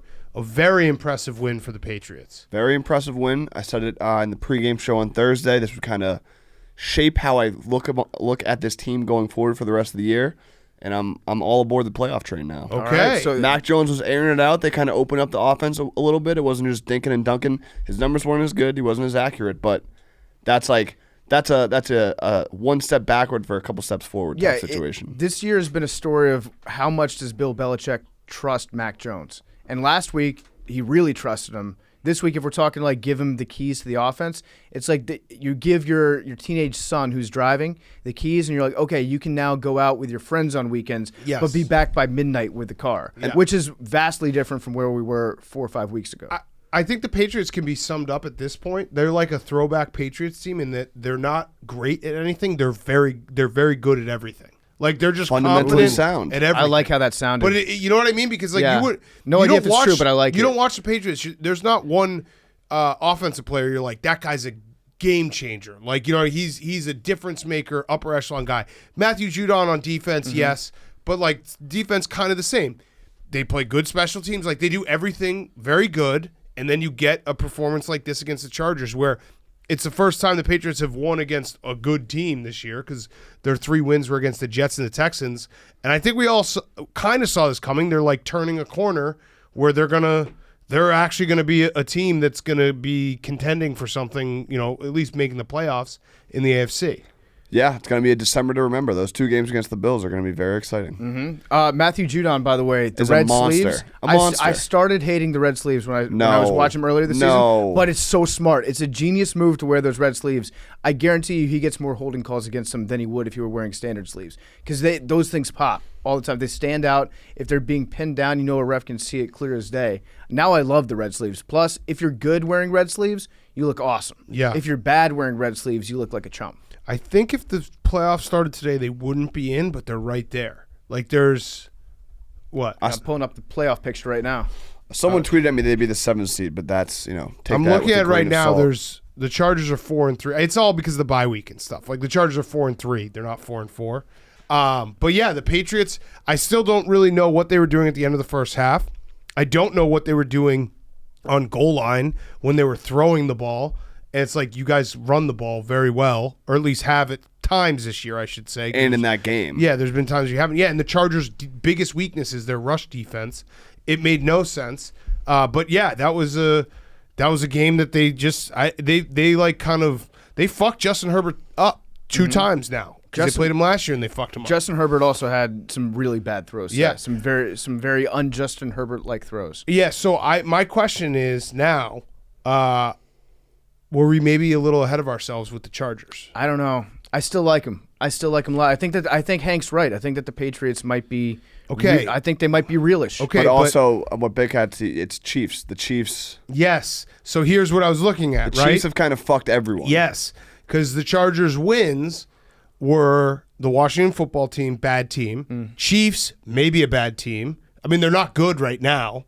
And they definitely weren't good then. Raiders, a good win. Uh-huh. With Gruden, not Basikia. And then Browns, which, I mean, that game was crazy a million different ways. Remember, it was a 47-42 game. But the Browns, like, all those wins at the time were like, oh, my God, the Chargers, big, big wins. I'm looking back and I'm like, wait, were they big wins or were the teams they were playing not that good? And then they lost to the Cowboys. Which they lost to the Ravens. That game was a very close game. Could have gone either way. But they lost to the Ravens, they lost to the Cowboys, they lost to the Patriots, and those might be, like, the Cowboys are an upper echelon team, the Ravens are an upper echelon team. So I'm not saying the Chargers are bad. What I'm saying is we put the Chargers in the contender category in the AFC. I don't know if that was right. I think that the offense today was just trying to. They were locked in on Keenan Allen. They're like, I don't give a fuck what's going to happen. We're going to throw up the ball to Keenan Allen every single time, and it didn't always work out for them. But they didn't get off it. They didn't mix it up enough. And I just typed on AFC playoff picture. I'm on Yahoo. You remember that website, Yahoo? Yep. It's been a while since I've been there. They got the Chargers as a 7 seed. Patriots are on the bubble as number 8. So they're outside looking in, followed by the Browns and then the rest of the teams, including the Kansas City Chiefs. But no, I think the Chargers are still good. I think they're a very, very good team. They're well coached. I don't know if I wouldn't put 2 varies on it. They're very good. They're half very good. Very, and then half very. Rabbit. It's midnight. Yeah, those are my first words of the month. Oh, okay. You know that the old rabbit thing? Mm-mm. First month. What is that from? Did you set your alarm just so you could do that? You say rabbit. Well, I need rabbit. all the good luck I can get, dude. What's rabbit? It's like an old Nickelodeon thing. What is it? I don't know. Hey boys, we're done nutting. Rabbit is a superstition found in Britain and North America wherein a person says or repeats the word rabbit. I think it's the first of the month, yeah. Wake up, wake up, wake up. Rabbit. It's the first of the Yeah, you're month. supposed to say it on the first day of the month. I don't usually do it, but I really do need, I'm running bad. So I need to just, does it I have to need be everything. the first things that you say? Or First thing you say. So you're already My ruined. first thing that I said November's- was, why did your alarm go off? November's ruined for you. God Sorry. damn it. But I got it, so I'm about to get hot, boys. Wake me up when November ends. I don't know. The Chargers are very, very good. I'll they're say it with my coming off chest. of a bye week. They're good. And they had this performance I off like- of the Ravens' performance. I still like and the I Chargers. think I was looking at their schedule. Here's where the Chargers are going to land in my mind. They're going to end up with a good record because their schedule softens a little bit. I think that once they get to the playoffs and they have to play another really good team, they're not going to be on that level. Like their next 3 games are the Vikings, Steelers, and Broncos, which should be winnable. Or sorry, Eagles, Vikings, and Steelers should be all winnable. They're going to end up with probably 10, 11, maybe even 12 wins. Yeah, I'm doing my math. Yes. I just don't think they're going to. I think they're not. I'm not taking them for real in the AFC. Here's what I'm going to chalk it up to. The last rookie head coach to defeat Bill Belichick was Jim Caldwell in 2009. Bill Belichick has won his last 11 versus rookie head coaches. Okay. So Belichick versus They rookie got head punked coach. by the Ravens. Also, too. that stat came from 2015, so I don't know if anything's changed in the last 6 years. I also always just I don't know, off a bye week, I just feel like you should always have your shit in order. You should be. You know? So, speaking of which, this is a perfect segue. The Jaguars off a bye week. I totally forgot that the Jaguars had a bye last week. They had a That's how bye much I week. didn't miss them. They had 2 12-men on the field issues in back-to-back plays. Is that not the most insane thing you've ever heard? They got a 12-men on the field penalty, and then they had to call a timeout because they had 12 men on the field the next play. Yeah. I've never seen that. That's how badly Urban Meyer's players want to get away from him on the sideline. Because incredible. It's nuts, especially off a bye. Not a good sign. But it is, in a weird way, it's indicative of what you saw with Urban Meyer today. He doesn't have any friends there. No. There's nobody around him. Usually a head coach at least has one lackey that's next to him that's hoping to suck off. Yeah, the strength and conditioning strength guy, coach. but he was fired before it even started. He doesn't even have a yes man. That's how bad things are for Urban Meyer. He had this quote afterwards. I didn't see that coming.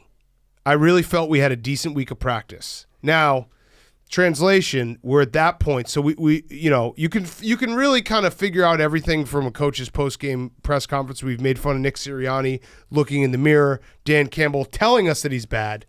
Whenever you do the good week of practice, it's kind of at the end. Well, that's also deflecting. That's the opposite of Dan Campbell, where you're like, I did my job as a coach to get them prepared. Well, Urban Meyer's never taken blame for anything in his life. He's the king of it, slipping those little numbers in there. I remember Mark Trestman's Bears were the best practice team of all time. Yeah, and it was that was it. We're good at practice. Anytime a coach is like, it comes down to execution out there, I felt like we had a great week of practice. Great game plan. We're all schemed up. We just suck. Everyone got to the bus on time. No disciplinary issues this week. Yeah. And then we went out there and stunk. That's your coach throwing your team under the bus. And I'll say something nice about Trevor Lawrence. Besides, I'm not going to say he's a bust just yet, but he's showing me bust-like tendencies. I can't really judge anything in this system, in the whole urban environment. James Robinson got hurt. Here's something nice about them a lot. Yeah, here's something nice about Trevor Lawrence. His receivers stunk today. They were dropping everything for him. He should have had a much, much better stat line than he ended up with. So it's not all on Trevor Lawrence. But I am excited to say he's a bust when he does reveal himself as a bust. Fun stat, the Jags are 3-14 against the West Coast in their last 17 games. Oh, damn. Well, that's actually very good for the Jaguars because I think they're 1-17 in their last 18 regular games. So they actually improve. When they go west. The 3-14 is an improvement. They should be better on the West Coast. I saw that. I had the exact same reaction as you did. I'm like, wow, can't bet on the Jaguars today. They're playing on the West Coast. turns out it's actually a good thing for them at 3-14. Yes, they also made Geno Smith look awesome. I did see I noted it beforehand that like Jaguars Seattle is one of those matchups that I just have no memories of, like none. I can't think of a big moment where the Jaguars and the Seahawks played. And I looked it up. In the last 3 times the Jaguars have gone to Seattle, so today they lost 24-0. Last time, 2013, they lost 45-17. 2009, they lost 41-0. So it doesn't go well. Yeah, not at all. It's bad. I'm looking up the distance here between stadiums in Jacksonville and Seattle. Here's the Seattle chart. Jacksonville it's got to be like a top 2 or top 3 farthest apart stadium. Yes. 3,052 miles Yes. apart. I'm going to say that's second farthest distance that an NFL team would have to travel. I feel strongly about that. I feel strongly as well. It's bad for the Jaguars.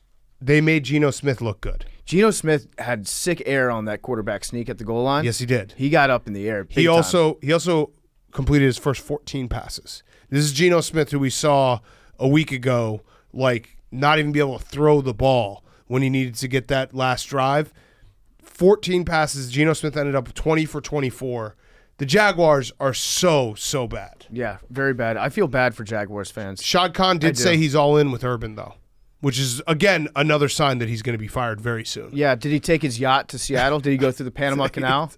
I don't know, but like when your owner says you're all in, that means you're just not. Yeah. Like you're publicly all in. That means privately you're figuring out how can we get this guy out of here for the least amount of money out of my pocket. Why would you even say that you're all in on Urban? Right. There's not a more obvious lie in the world to tell. And good news, though. Good news for Urban Meyer. It's not like half the country dressed as him fingering chicks' buttholes for Halloween. Mm-hmm. Oh, wait. That is exactly what happened. And you know what? Every one that I saw, every picture I saw of people dressed up on Halloween wearing the Ohio State thing at the bar, I laughed at every single time. one of them. They were very funny. Always funny. I saw this one kid who was like 5 feet tall, blonde, long hair, and a girl who was like brunette.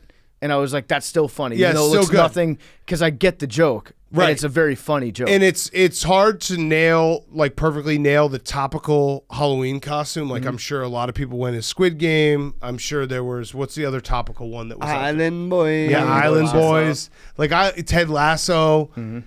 Urban was a topical one that made me laugh every time. It was really good. And it's also a genius Halloween costume if you're the guy. Yeah. Because that means that you have a girl that just comes and grinds on you all night. No, babe, it's part of the costume. Yeah, it's part of the costume. They won't know who we are. Yes. Yeah, I've always thought that if you do a topical costume, you just have to be ready to fight whoever you see at the party who's the same costume. If you show up as Ted Lasso and there's another Ted Lasso, it's a fight. Well, there's very clearly a hierarchy of who's the most Ted Lasso person. I once went to a Halloween party where there was 2 Al Borlands, and it was fucking awesome. That's I cool. tried to make them fight. What year was that? It was like 2004. That's incredible. That must be so rare to see these days. No one even knows who Al Borland is. I actually think if there were 2 Ted Lassos, they would just hit it off instantly. They would have a great. This is awesome. Yeah, you want to play some darts and have positive conversations? Yeah, and make this show our therapist. Mm-hmm. Go ahead. 2 stats that are going to be deep in my head going into this next week. Geno Smith is 8-0 against the spread in his last 8 games, and the Cowboys are 7-0 against the spread this year. Tail him or one's got to fade give. him. One's got to give. I'm just like one of those things where it's like I've been betting against the Cowboys and losing, betting against Geno Smith losing. Well, tonight we bet against Cooper Rush. I think now But now it's like you bet against Geno Smith because Geno Smith sucks, but. He's 8-0 against the spread. They covered who'd they play last week in the rain game? The Seahawks? It was a Thursday night game against 49? No. Why is this is bad. Brain is melting. Saints. Monday night they covered. Yeah, that's right. Yep. Yeah, you're right. Damn. What are you gonna take? I think let's play Guess Whose Line Is It Anyway? It's probably not up yet. We have to predict who's going to start at quarterback. Yeah. Guess Whose Line Is It Anyway? There's no way this is up. There's no way they're playing each other, is there? I thought you just said. No, I'm just saying those are just two. I'm not saying they're The playing. way you, They're the two way stats. you said that. Two stats that I'm going to be in my head No, this the week. way you said that They're was not they're playing playing each other. No, I didn't mean it that way. Okay. I just meant the way there was two undefeated We all against were the like, spreads. oh, which one do you choose? No. No, Hank, that's a great thing to have in my mind. I thought that you were saying like one's got to give. Yeah, this is going to be incredible. This matchup, like, who the fuck which one are you going to pick? No, I meant more like I'm going to probably hop on both trends Okay, me too. and lose. All right, so who do the Seahawks play next week? That's my funny. bad. That's so funny. I hope they play the Seahawks. Seahawks They at play- home. Oh, sorry, that's Cowboys play the Broncos. at Okay. home. Packers, Seahawks. No. Actually, wait. We need to sort this out. No, Cowboys host Denver. Yes. Seahawks are in a bye, I think. Seattle's on a bye. Okay. All right, good. So we'll we can't. have to so think it doesn't about this. even apply to next week. It is a good stat, though, Hank. Thank you for bringing it up. Do You're the welcome. Cowboys and Seahawks play this year? No, they do not. Okay, maybe next year. Maybe both trends will continue till next year. If they both win the division, well, I guess Seattle not really, but then they would be guaranteed, right? Damn. Mm-hmm. Okay. Probably be a push if they did play. The Tony Romo game. Sorry about there that. he is. That's okay. My back's we were broken. we were pumped. It was going to be an incredible matchup. All right, It's fun to think about. Washington Football Team Broncos. is. it is very fun. Very fun to think about. PFT. Just trying to give you some fun stats. Washington Football Team. Listen, we're brothers in arms and terrible quarterbacks, but I did feel especially sad. I bet on the Washington Football Team today. Yeah. You turned to me before the game. And you're like, I think this is one of those days that Taylor Heineke's going to make me excited. I think I used the words "go off." I think I said that Taylor Heineke was going to go off today. And it was the most Taylor Heineke game because he played serviceably at times until he got close to the goal line. Now, granted, his interceptions weren't. I'm not going to count those as real interceptions. Okay, because fair. one was the end, yeah. Hail Mary at the end of the game. But Jesus Christ, we're bad. And I was just thinking to myself while I was watching the end of that game, I don't have to do this to myself. No. I don't have to watch and be invested in the Washington Football Team, who shouldn't even be called a football team. We're not the Washington Football Team. We're the Washington Sports. We're Washington recreational activities. We're the Washington we get our asses kicked regularly. It was a depressing loss because at the end of the game, between us and Vic Fangio, it was like watching two 6-year-olds play blackjack against each other, and no one knew the rules, and everyone kept fucking everything up, giving us hope that we were inevitably going to squander away.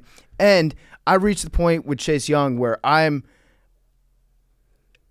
the football team's defense is better when he's not on the field. I'll just say it. I'll say it. Even though he had the fumble to maybe keep them back in it. Yes, even though they had that at the end. That was part of the legendary fumble, incomplete pass when you're running the clock out, fumble again drive that the Broncos put together. Broncos really wanted to lose that game. But Chase Young, I don't want to say that. I want to retract what I said. I'll put it this way. He's on thin ice with me. The Washington Football Team is on, put him on last notice? straw. Yep. Chase Young on thin ice. Thin ice. He's on thin ice with me right now. He doesn't seem like he's rushing the quarterback at all. He stands straight up a lot. They take him out of the game for half the drives in the first half. I don't get it. I don't know what's going on. Montez Sweat is better than Chase Young is. Mm-hmm. Chase Young, every time I see him play, he reminds me of Brian Arakpo when he was a first-round pick. Yep. And I went through this Subway phase. commercials. Yeah, great voice, deep voice. Yep. I went through this phase with Arakpo where I was like, he just doesn't get the calls. He gets held every single play. And at some point, that just becomes a guy that can't get to the quarterback. Yep. Chase Young he doesn't even get close enough to the offensive lineman to get held. He just holds him out at arm's length. It looks like he's playing the run every time he tries to pass rush. That's frustrating on defense, but it's bad. It's bad. It was a painful game to watch, and the only thing I kept thinking about while I was watching this whole time was, why do I do this to myself? Yeah. I don't have to. It's not in my blood. I don't wake up and I have to watch the Washington Football Team and root for them like I have to eat or sleep. But I do it. I do it to myself. Mm-hmm. And I don't know why. And it sucks. And I'm not happy. No, they're bad. And I just would rather just ignore them. But I can't. And Chris Blewett, I mean, that guy, he sucks. It's honestly impressive. He kicks it right into the line every time. 60% of his field goal attempts have been blocked. Oh, my God. And this is what I was worried about. Not only when you sign a guy named Chris Blewett, he has to be the best player to ever play the position, or else you're just inviting an onslaught of shit, being like, oh, your kicker's name is Blewett? Yeah, it is. That was our decision. We consciously decided we would like to have a kicker named Blewett who can't kick the ball over 10 feet in the air off the line of scrimmage. Mm-hmm. But then it was just the reason why we signed him was because we wanted to cut Dustin Hopkins, who immediately gets signed right off the street. They're like, okay, we think this guy's good. Because we wanted to show that we were holding the team accountable for stuff. Yes. And so we cut a guy that's not bad. He's not good, but he's not bad. For a worse guy. For a worse guy whose last name is literally Blewett. Yeah. It's bad. It's bad. Yeah, they're just a bad team. And it's crazy because last year, like, it felt like they were building something. I guess, when is Ryan Fitzpatrick coming back? Because I do think that some of these games, like today was a winnable game. Ryan Fitzpatrick probably wins this game. I think so.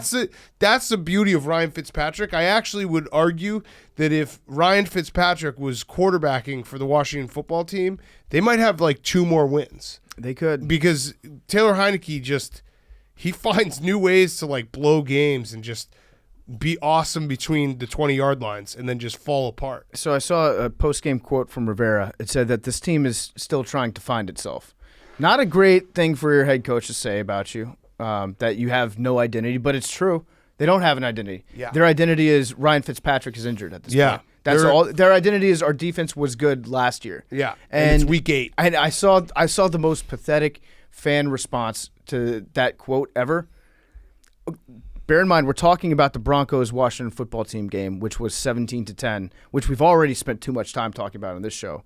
One of the responses was, the NFL is so scripted. like Roger Goodell set this plan in motion to make sure that the Broncos could beat the football team 17-10 in a game that precisely nobody watched. Yep. And that's the level of cope that we're at right now. It's like, rigged. Yeah. Refs are rigged. It's rigged. Refs are rigged against Washington. You know what? I might just join in that. This league is rigged against the Washington football team because it's impossible for any team to be as consistently bad and just numbing to your soul, right, as they've been for the last 25 years. I got some extra bad news for you. I think they might be. Bury me. Power rankings are coming out on Tuesday. We still have Monday Night Football, but I think they're officially the worst 2-win team.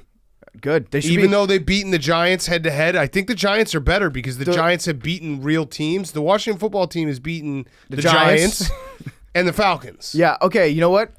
I'm going to request that you relegate the Washington football team from 2-5 to 1-6. Ooh, okay. Can they be included in the 1-6? Yeah, because that guy was he wasn't offsides. Yeah, so I disavowed that win against the Giants. Yeah. So we beat the Falcons. And all right, I'll put them in there. Okay.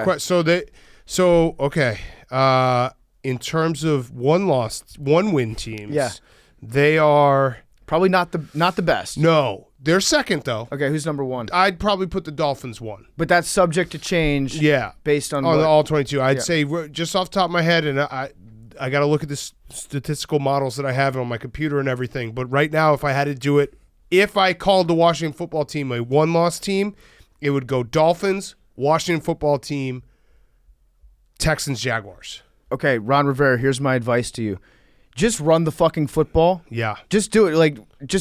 Who's going to get mad at you if you go out there and you just run the ball 40 triple times? Option. Yes, just go to Navy's offense. Taylor Heineke could run the triple option. It's salute to service month. Yes. What better salute to service than to just run the ball 55 times next game? I'd love to see it. I'd love to see it. All right. And Broncos, I don't know. I mean, you can't Broncos are so bad. They tried to lose that game so many times that you can't even be like, that was a great win. No, it was not good for either team. Yeah. Both teams should be ashamed. Both fan bases should be ashamed for giving those teams your money. Although I saw that Peyton Manning was there for his Ring of Honor ceremony. All the Mannings are getting honored. Why do you waste your Ring of Honor ceremony against the football team? Because they won. Well, because they won. Good point. Yeah, we could probably learn a thing or two and not schedule our next ceremony for the Chiefs. When do you think that got planned?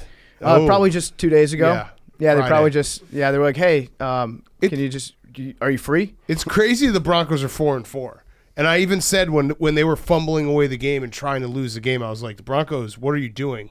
And all these Broncos fans were replying, being like, we're not good. Yeah. We're just not a good team. But they're 4-4. Yeah. It's crazy. I mean, they've beaten some – I think that the list of teams that the Broncos have beaten are actually funny if you say all the team names in succession. They've beaten the Giants, the Jaguars, the Jets, and the Washington football team. Yeah, that's a joke. Yeah, it's incredible. The Broncos and the Panthers are the Spider-Man meme because they're both now sitting at 4-4, and it's like insane that they're both 4-4 because the Panthers have beaten the Jets, the Saints, that counts, the Texans, and the Falcons. So, I have a reminder for you from 2 weeks ago to remind you that the Panthers aren't good no matter what happened the last 2 weeks. Okay, good. They're not good. Right. They're not good. All right, last game, great game, Bucs Saints. Jameis got hurt. It was very sad, although he was celebrating in the post-game locker room with his crutches, all-time clip. I fucking love Jameis so much. It was... How would you even verbally just play it out as if someone can't see the video? Yeah, so Jameis, I think, might have torn his ACL. Billy called it an LCL. He got carted off. He was not carted off, but he was off. A lot of pain, horse collar tackle. They get the big win. The locker room looks like there's like some kind of smoke machine or something. It's Club Dub. Club Dub, like weird shit going on. It's everyone in their pads dancing, and then the camera flips, and it's Jameis going fucking bananas with his crutches in his hands, like Lisa Turtle doing the screech. That's a throwback that only PFT and I will know there. I think he was playing air guitar in his crutches, which is fucking awesome. I'm actually more concerned that Jameis is going to injure himself worse being injured than he would playing in football games. Absolutely. Because he's going to be a guy that's on the sideline. If he does have to get surgery, he's going to insist on being on the sideline day one. And he's going to be trying to sprint around, like hitting people on the ass with his crutches. Someone's probably going to fight him because he gets them too pumped up for a game. The team loves Jameis. You could tell when he was going off, like how much they love him. It also was very unfortunate because Jameis was certified on one today. Like he was making plays. He tried to do the pitch 10 yards down the field, the forward pitch that he like faked the guy out. He was wiggling around. He was doing crazy shit. He was running. We need to talk a little bit more about the fake pitch play that he had. It was because awesome. He was like 13 yards downfield. He's running with the ball, and then there's a defender closing in on him. He pretends that he's going to granny shot style pitch the ball at the defender. Because there's nobody that he would be passing the ball to. So he like faked them out with a pass. So it's actually like a genius move. Yes. Because the defender would probably put their hands up. Like, yes. It's not out of the world of possibility that Jameis Winston would throw an interception 15 yards downfield. Yes. And so you have to be ready for that. And then Jameis just scoots around him. And when he got tackled, it looked like he was doing the drill again where he ran through all the arms, that gauntlet thing. And he's like stumbling around. Jameis was fucking awesome. It was so great. I'm not ashamed to say it. I almost cried when Jameis Winston got hurt. It was very sad. When he hurts, I hurt. Yeah. No, it sucks. I love Jameis Winston. I wish he was still with us. Yes. But Moment of silence. He's no longer with us. Moment of silence for Jameis. All right, that's long enough. Trevor Siemian played well. Also, the Saints just have Brady's number. I know that, the Bucs beat the Saints when it mattered in the playoffs. Drew Brees' noodle arm was a large part of that. But the Saints now, since Brady's gone to the AFC or NFC South, they're 3-1 against Tom Brady. Mm-hmm. And he looks uncomfortable playing against him. Like, that was a great defensive game for the Saints. They obviously had a couple blown, like that touchdown where no one was even on that half of the field. But it was crazy because with a minute left, I think all 3 timeouts or 2 timeouts, you're like, there's way too much time for Tom Brady. He's going to win this game. We've seen it a million times. Pick. It would pick 6. I also think going into this game, obviously Mike Evans and CD Deuce don't like each other very much. And so Bruce Arians is probably just like, if you want to kick his ass now, not in the playoffs. Right. Like, get it all out now. If you have to get suspended for a week, just get into a fight with him today. Don't do it in January. Yes. And, of course, they went at it. Mike Evans, I don't know what the Saints defenders say to Mike Evans to piss him off so much. But they do it. They're very good at it. Yes. I think CD Deuce must just be an all-time shit talker. The Saints are a certified tough out at this point. Yeah. Like, they play in the dome. And they're just a hard-nosed football team. They beat you up. They tackle well. Like, they just, I don't know, their defense is all over the place. And even their offense plays like their defense. Like, Alvin Kamara, always gets the extra yards, it's violent running. So they're a decent team. And I don't know what's going to happen if it's going to be Trevor Siemian. I know that we're going to pretend that Drew Brees is going to get a phone call. That will be funny. He already shot that down. He said, I think Mike Tirico asked him on Football Night in America, and he said, I will be broadcasting the Notre Dame game this weekend. Yeah. So that's actually kind of a non-denial. That doesn't mean he can't play, right? Well, how are the ribs? Not good still. Probably not that good. Good. Yeah, not good. I don't think that Drew Brees is coming back, but Taysom Hill should be back next week. Taysom Hill should be back. Andy Dalton is still out there available to be traded for. Is he? Yep. If anyone wants as first him, reported. come and get him. I like Trevor Siemian. My only problem is he's an all-time Pat the Ball guy. Yeah. Yeah, Blake. Yeah, Blake. Good call. Blake. Yeah. Imagine Blake in the Big Easy. Ooh.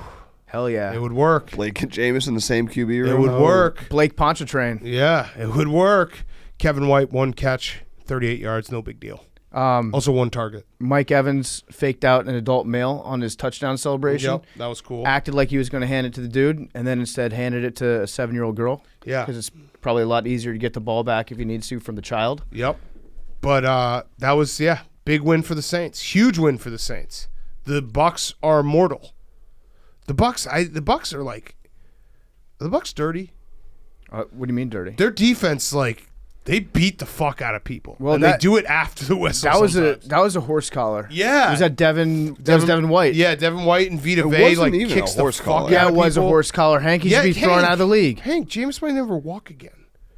It's disgusting. All right, yeah. He should be. He got It was horse collar totally to a hell. horse collar, and they didn't just throw a penalty because James got hurt. I bet you that Jameis is going to train in the offseason actually wearing a saddle and being treated like a horse.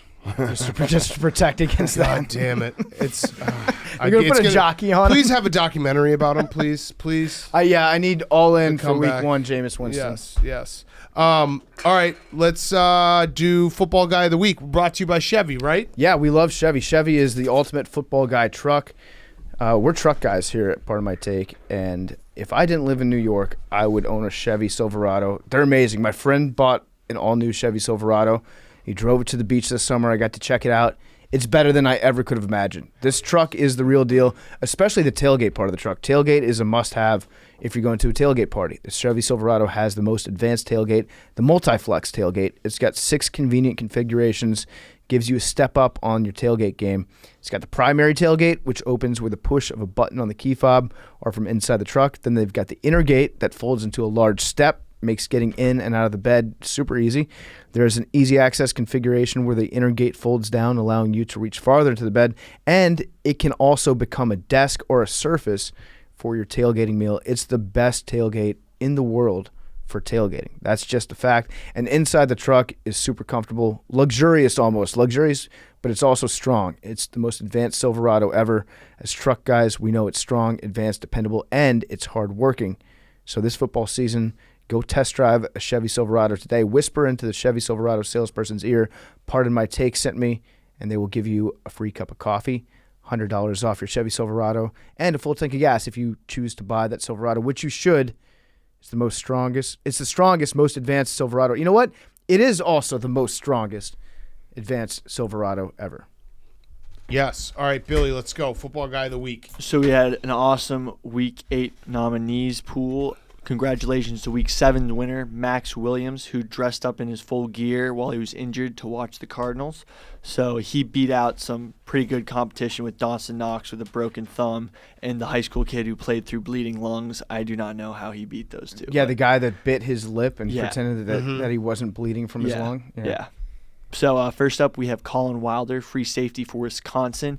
So if you saw in Wisconsin's 24-7 win over Iowa, there was a Grit Factory hat that they were all wearing as a turnover touchdown reward. So that was Colin Wilder's Halloween costume that got incorporated into the game last minute. He was dressed up as a Grit Factory worker for his Halloween costume. Love it. Okay. So Do you clock in, clock out at the Grit Factory? I think that it's always open. It's always overtime. Yeah. Yes. Yeah, I like that. Time Jake, and a half. remind me tomorrow. I want to do an NIL deal for the Grit Factory hats. Got it. Okay? Yeah. That will be sick. Yeah. We're going to have Grit Factory hats soon that you can buy. It's awesome. Yes. Our second nominee is Mark Schlereth, a retired piss dog who is quoted on saying on the I think he's still a broadcast. piss dog, right? Yeah, he is. Yeah, Once you piss don't dog, retire always from piss the dog. piss dog Did you retire? lifestyle. Okay. Actually, if anything, when you get really old, you become a piss dog again. Uh-huh. Okay. Resurgence. Yeah. You come into this world a piss dog, you leave this world a piss dog. right. It's the beauty of life. He was quoted on saying in the Washington Football Team Broncos broadcast, "I love football. It is the lifeblood that courses through my veins." this is awesome. And it was probably talking about a punt. Yeah. I think it was. It was actually during a timeout. Oh, and he beautiful. was dressed up as Mr. Incredible. So, Okay. football guy. Our third nominee is another Wisconsin player, Jack Sanborn, who said he dislocated his finger to the point where stitches were needed inside the locker room, said it was pretty gnarly, but came back because it's Iowa week. Yes. That's a fact. Playing through Kick pain. the shit out of Iowa. I don't know how you can dislocate your finger to need stitches because Because the bone comes pops out. through. Yeah. Yeah. You get a compound fracture Yeah, type that's- dislocation, then they jerk it back in. Iowa week. That's pretty gnarly, but pretty awesome. Our fourth nominee is Jed Fish, the head coach of the University of Arizona, who said about his players, "I probably tell him I love him more than my own wife," on his linebacker Anthony Pandy. So Love football might be his true love, and his players much more than his own wife. So those are our 4 nominees for this week. You can vote on them on the Pardon My Take Twitter, and also our bonus throwback football guy of the week. Yes, So this was going. Billy. Yeah, Billy, this- you're putting in overtime work told at the us he was Grit gonna do Factory. this. I No, like it's a this. new. Well, sometimes when there's a bad crop, you need to just bring something back. Yeah. So yeah, Wait, you said before we got into it that we have an awesome crop. Yeah, this but week. But We're- he's doing it every week now. I'm doing it every week. Okay, So all right. it's always exciting. So It's always exciting. There was a video that was going viral this week, which is perfect because it was a viral old football guy moment. On this day in 1974, Vikings quarterback Fran Tarkenton celebrated what seemed to like a game-winning touchdown by spiking the ball off Patriots cornerback Ron Bolton's head and getting ejected after the ensuing fight. Now, this is an insane video because he scores a touchdown and then just literally turns around and takes the football and spikes a guy in the head. Yeah. It was in awesome. celebration. Yeah, imagine if Tom Wilson did that. And then the center, his Yeah. center is the ultimate football guy. The quarterback and the Yeah. cornerback got in a fight, and then the center just comes out of nowhere and just starts bulldozing people to get protect his quarterback. It was insane. And it was actually kind of warranted because you can't really see in the video, but the cornerback tried to step on his heels after he scored the touchdown, trying to Okay. get a little extra action, which caused Bullshit. Got it. Yeah. By the way, Well, do you think that if Patrick Mahomes threw that left-handed interception that Carson Wentz threw, everybody would be going nuts Yeah, of be like, what a "Holy smart shit, play it what a was? play." Great pick six. Yes, yes. yeah, those are football guys. Okay, All right. good job, Billy. Good job, Billy. Thank you. I'm proud of you. All right, let's wrap up. We got Who's Back of the Week. Who's Back of the Week is brought to you by the Cash App. Who's Back of the Week brought to you by the Cash App. The stock market is back. Investing through Cash App is back. Buying and sell Bitcoin is back. Download the Cash App. Enter referral code Barstool. You receive $10, and they will now send $10 to ASPCA when you download the Cash App from the App Store or Google Play Store today. Also, I forgot one thing to say about the Patriots-Chargers game. Sad. I mentioned this guy last week. He's doing sad stats for us. Jeff Henderson. Great. Like, go follow him. Great sad stats. Jacoby Myers. There's never been a wide receiver like Jacoby Myers in that he has played 3 years in the NFL, 126 receptions, 1,478 yards, has yet to catch a touchdown. Wow. Has not caught a touchdown. I think we got to start betting him to catch a touchdown every single week. I like that. I like it too. Has never caught a touchdown. He leads the tweet that he sent me. He made a graph. He leads the he's like far and away like 3x the wide receiver end zone virgins with the most blue balls. That's Jacoby Myers. That's incredible. He has not. Yeah. I bet there were some players on those Chiefs teams back from like 2015 where Alex Smith went like 2 years without throwing a touchdown. They already had been in the league. Right. He's never ever caught a touchdown. I'm just saying there was probably like one Yeah. rookie one of those years. Yeah. But that's a lot of catches. 126 receptions, not a single touchdown catch. Let's get him one. Yeah, we're gonna start betting on him. Let's get every Myers a single week. touchdown. All right, Hank. My who's back was OJ. We talked about that already. My other who's back, which we already kind of talked about, was just my back. Backs in general. A lot of AWLs. A lot of people reaching out. There's a lot of people telling me they've gone through similar experiences. Sucks. And not one single person was giving me any type of positive, like, it's fair because they're just being honest with me. But it's like, I'm in pain. I can't move. I mentioned that online, and everyone's like, yeah, dude, it sucks. Like, good luck for the next 2 weeks. Like, you're just going to be miserable. Best part about having a back injury, Hank, is it's going to be like that forever. Yeah. Yep, I already gave him that So, speech. yeah. Also, not to hurt your feelings, but I told Dave when he was like, "Where's Hank?" during the Patriots game. I was like, he threw out his back, and he goes, "How old is he?" Yeah, no, I mean, I agreed. I feel the same way. The I'm little too bit young of for this shit. the bright spot is that if you do the exercises, Big Cat fixed my back. Yep. To the point where if Fix I the do these backs. exercises like 5 days a week, I actually don't feel bad. But if I miss them for 2 or 3 days, I wake up feeling like my back's on fire. So just do I'll the give 'em to you. exercises. I'm going to become a yogi. No, you're not. Yabba dabba Just do like these 3 exercises that will strengthen your core a little bit, and you won't throw out Is your this a back. targeted ad? these 3 No, weird it's- tricks. Yeah, lay on this thing. Doctors- This piece of plastic. Doctors hate it. Yeah. All right, PFT, your who's back? My who's back is Arch Manning. Oh, Arch Manning's back this week. He went to Clemson. So he's doing his college tour. They're all unofficial visits, though, meaning that the Manning family is paying for them. Yep. They've got a lot of money, those Mannings. And so Arch is going to a different college every week, getting all the stops pulled out for him, so they treat him like he's a celebrity. This weekend, he went to Clemson. Dabo Swinney made his pitch to him. But I think we need to have the conversation around Arch Manning. Have you seen the teams that he plays against in high school? Why? Have you seen any of the highlights? Well, yeah, I have, because Billy always puts his games on. They look like they're tiny people that he plays against. Are they even the same It's age? private school, right? So his league isn't like IMG Academy, like top quality competition. He's like, from what Ben Mintz has described to me, that Okay. his league's a little like, it's kind of mid tier. Okay. He's playing mids. He's playing mids, and Yeah. I've noticed that he's very good with his feet. I've seen him go on a couple long scrambles. Is he going to be quarterback? Are we sure that Arch Manning is a quarterback? Because remember, Cooper was a wide receiver. Wide receiver, yeah. Are they going to? What if a team is like, hey, listen, Arch, we see you as being an elite wide receiver in college? Yes. Would he ever do that? Probably not. Is he Billy? uncoachable? Some are Billy? saying. I'd have to see his 40 because he might just be fast for that league. That's what I'm saying. It's impossible to evaluate. It does Yeah. look like he's playing against sixth graders sometimes. Yeah. He's so much bigger than everybody else. Is he a bust? Is Arch Manning a bust? Probably.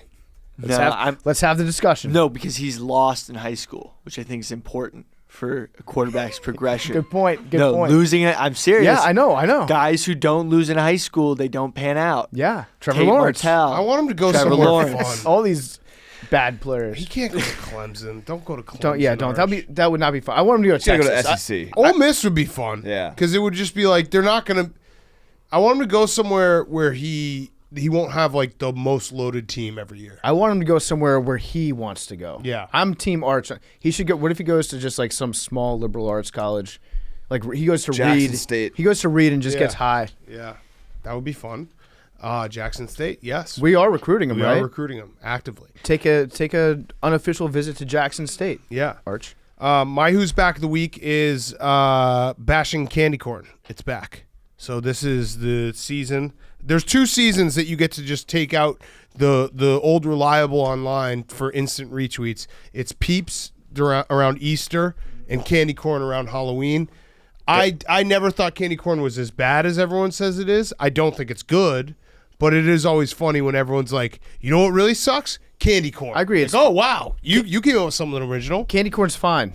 It's It's okay. good. I said are Peeps. I like one handful of candy corn a year. Candy corn's That's fine. perfect. Peeps are good too. I No, don't. one handful. I don't like actively seek out candy corn. Yeah. No, but if you have a bowl, I will take one handful and then be like, you know what? It's almost like it's like swimming when we watch swimming every 4 years. Like that's enough swimming for 4 years. One handful of candy corn, that's enough candy corn for the whole year. Sometimes I fuck around with little candy pumpkins too, Oh wow. which are I think those are the same exact ingredients. I right? think It's so. the same thing. Yeah, but they taste different. Speaking It's of the like Olympics, all Well, one the tastes like M&Ms pumpkin. tasting different. Yeah. Yeah. Olympics and back. Only 100 days till the Winter Olympics. Oh. Oh, thank God. Goody. That's Yes. a lot. Goody, That's goody, a lot goody. in a little Yeah. amount of time. Is Lolo Jones playing? She doing It's the winter. the bobsled? I don't know. She's like a world champion bobsleddist. Yeah. Is By the way, I or is just it realized you threw out bobsledder? your back on No, but I Halloween. like bobsleddists. Like when everyone's going out for Halloween, that's very sad. I mean, I was going to the movie, so I don't think that matters. So it's already sad. I guess. Did you watch the movie that you were going to go out and watch at home? I was gonna spite. I tried to spite watch it because I was so mad at myself for hurting my back trying to go to the movies by myself, which now sounds sadder now that Big Cat said that. No, I didn't mean to do that. And then It's I was like, fine. all right, I'm gonna watch the movie, and then I fell asleep during it. Did you guys dress up for Halloween? Jake and Yeah. Billy? What were you, Billy? A football player? No, I was Woody from Toy Story. Oh, nice. Jake? And not Buzz Lightyear? That's an all-time miss on your part, Billy. The Woody. You are such a moron. No, but the Woody costume is so much easier to put together. What? Yeah, hat, a vest. Yeah, a hat, a vest, cowboy Gun? boots. Did you walk around with a badge? I did not have a gun or a badge. Okay, sure. He's like, just call me Major. It is so much easier to throw to. I went as Woody if he was if instead of being a cop he got drafted into the United States Marine Corps. Jake, what were you? I went as Blake Bortles. Really? Yeah, I brought. Can I see a picture? I don't have any pictures. What do you mean? I just don't have any pictures. Damn. Let's see a What was your picture. Blake Bortles costume? A Blake Bortles jersey from the studio that I borrowed. All right. That's it. You didn't shave your head? No. You didn't put on a skin-colored yarmulke? That would have been funny. Yeah, that actually would have been good Yeah. next year. Okay. Jake, why don't you go with your who's back, and then Billy will wrap it up. My who's back of the week is Maction. Yes. He's back this week. We see the streak every year. Starting Friday was the beginning of 27 straight days of college or NFL football. Great time of year. Very good time of year, yeah. Also, I'm cooking up an awesome sweatshirt where it's essentially the sweatshirt bets might be cursed, so it's going to be you can bet any of the games. I think there's 5 games this week, 3 on Tuesday, 2 on Wednesday. You can bet all 5 if you want.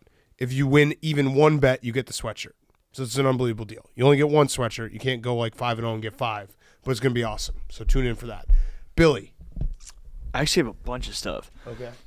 Steve Buscemi is who's back because he just dressed up as the "How you doing, fellow kids" meme. Mm-hmm. So that was pretty cool. It was. Jake Paul's fighting again in December. Tommy Fury, so he's back. Curses are back. Everyone who's appeared on the Manning broadcast has lost. I was going to say After. Tom Brady, right? Yeah, Tom Brady lost. Everyone else lost. Who else is back? Josh Allen is back. He's like this. I mean, he's not actually back. These are just some stats I wrote down. So Josh Allen is tied with Cam Newton for the most rushing touchdowns by a quarterback in their first 50 games with 28. Whoa. Yeah, which is kind of cool. It's very cool. What else? You don't have to. Well, I got stuff. I don't. Mike White. How many of these things are? How many things are actually back? Yeah, like is Mike but also White, it's not like is a Mike White requirement. Who's you don't back? get extra points here. No, Well, I'm going to give him extra points. Okay. Yo, Mike White tweeted Peyton Manning, "I'm going to break your records one day," and technically, his passing yard stat he's kind of on track for with his first start. Yeah, that's true. 405 yards a game. Peyton Manning, total career touchdowns for the New York Jets, 0. That's Yeah. true. Goose egg. Cooper Rush also beat out Mike White on so- Dallas in 2019.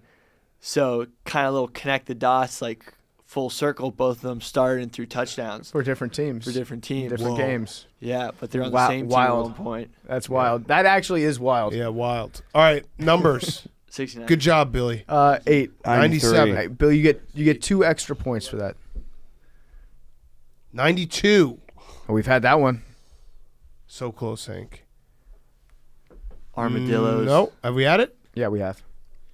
92 we have had 3 times. Make Oh. it 4. Okay. Armadillos are prone to socialism. Love you guys.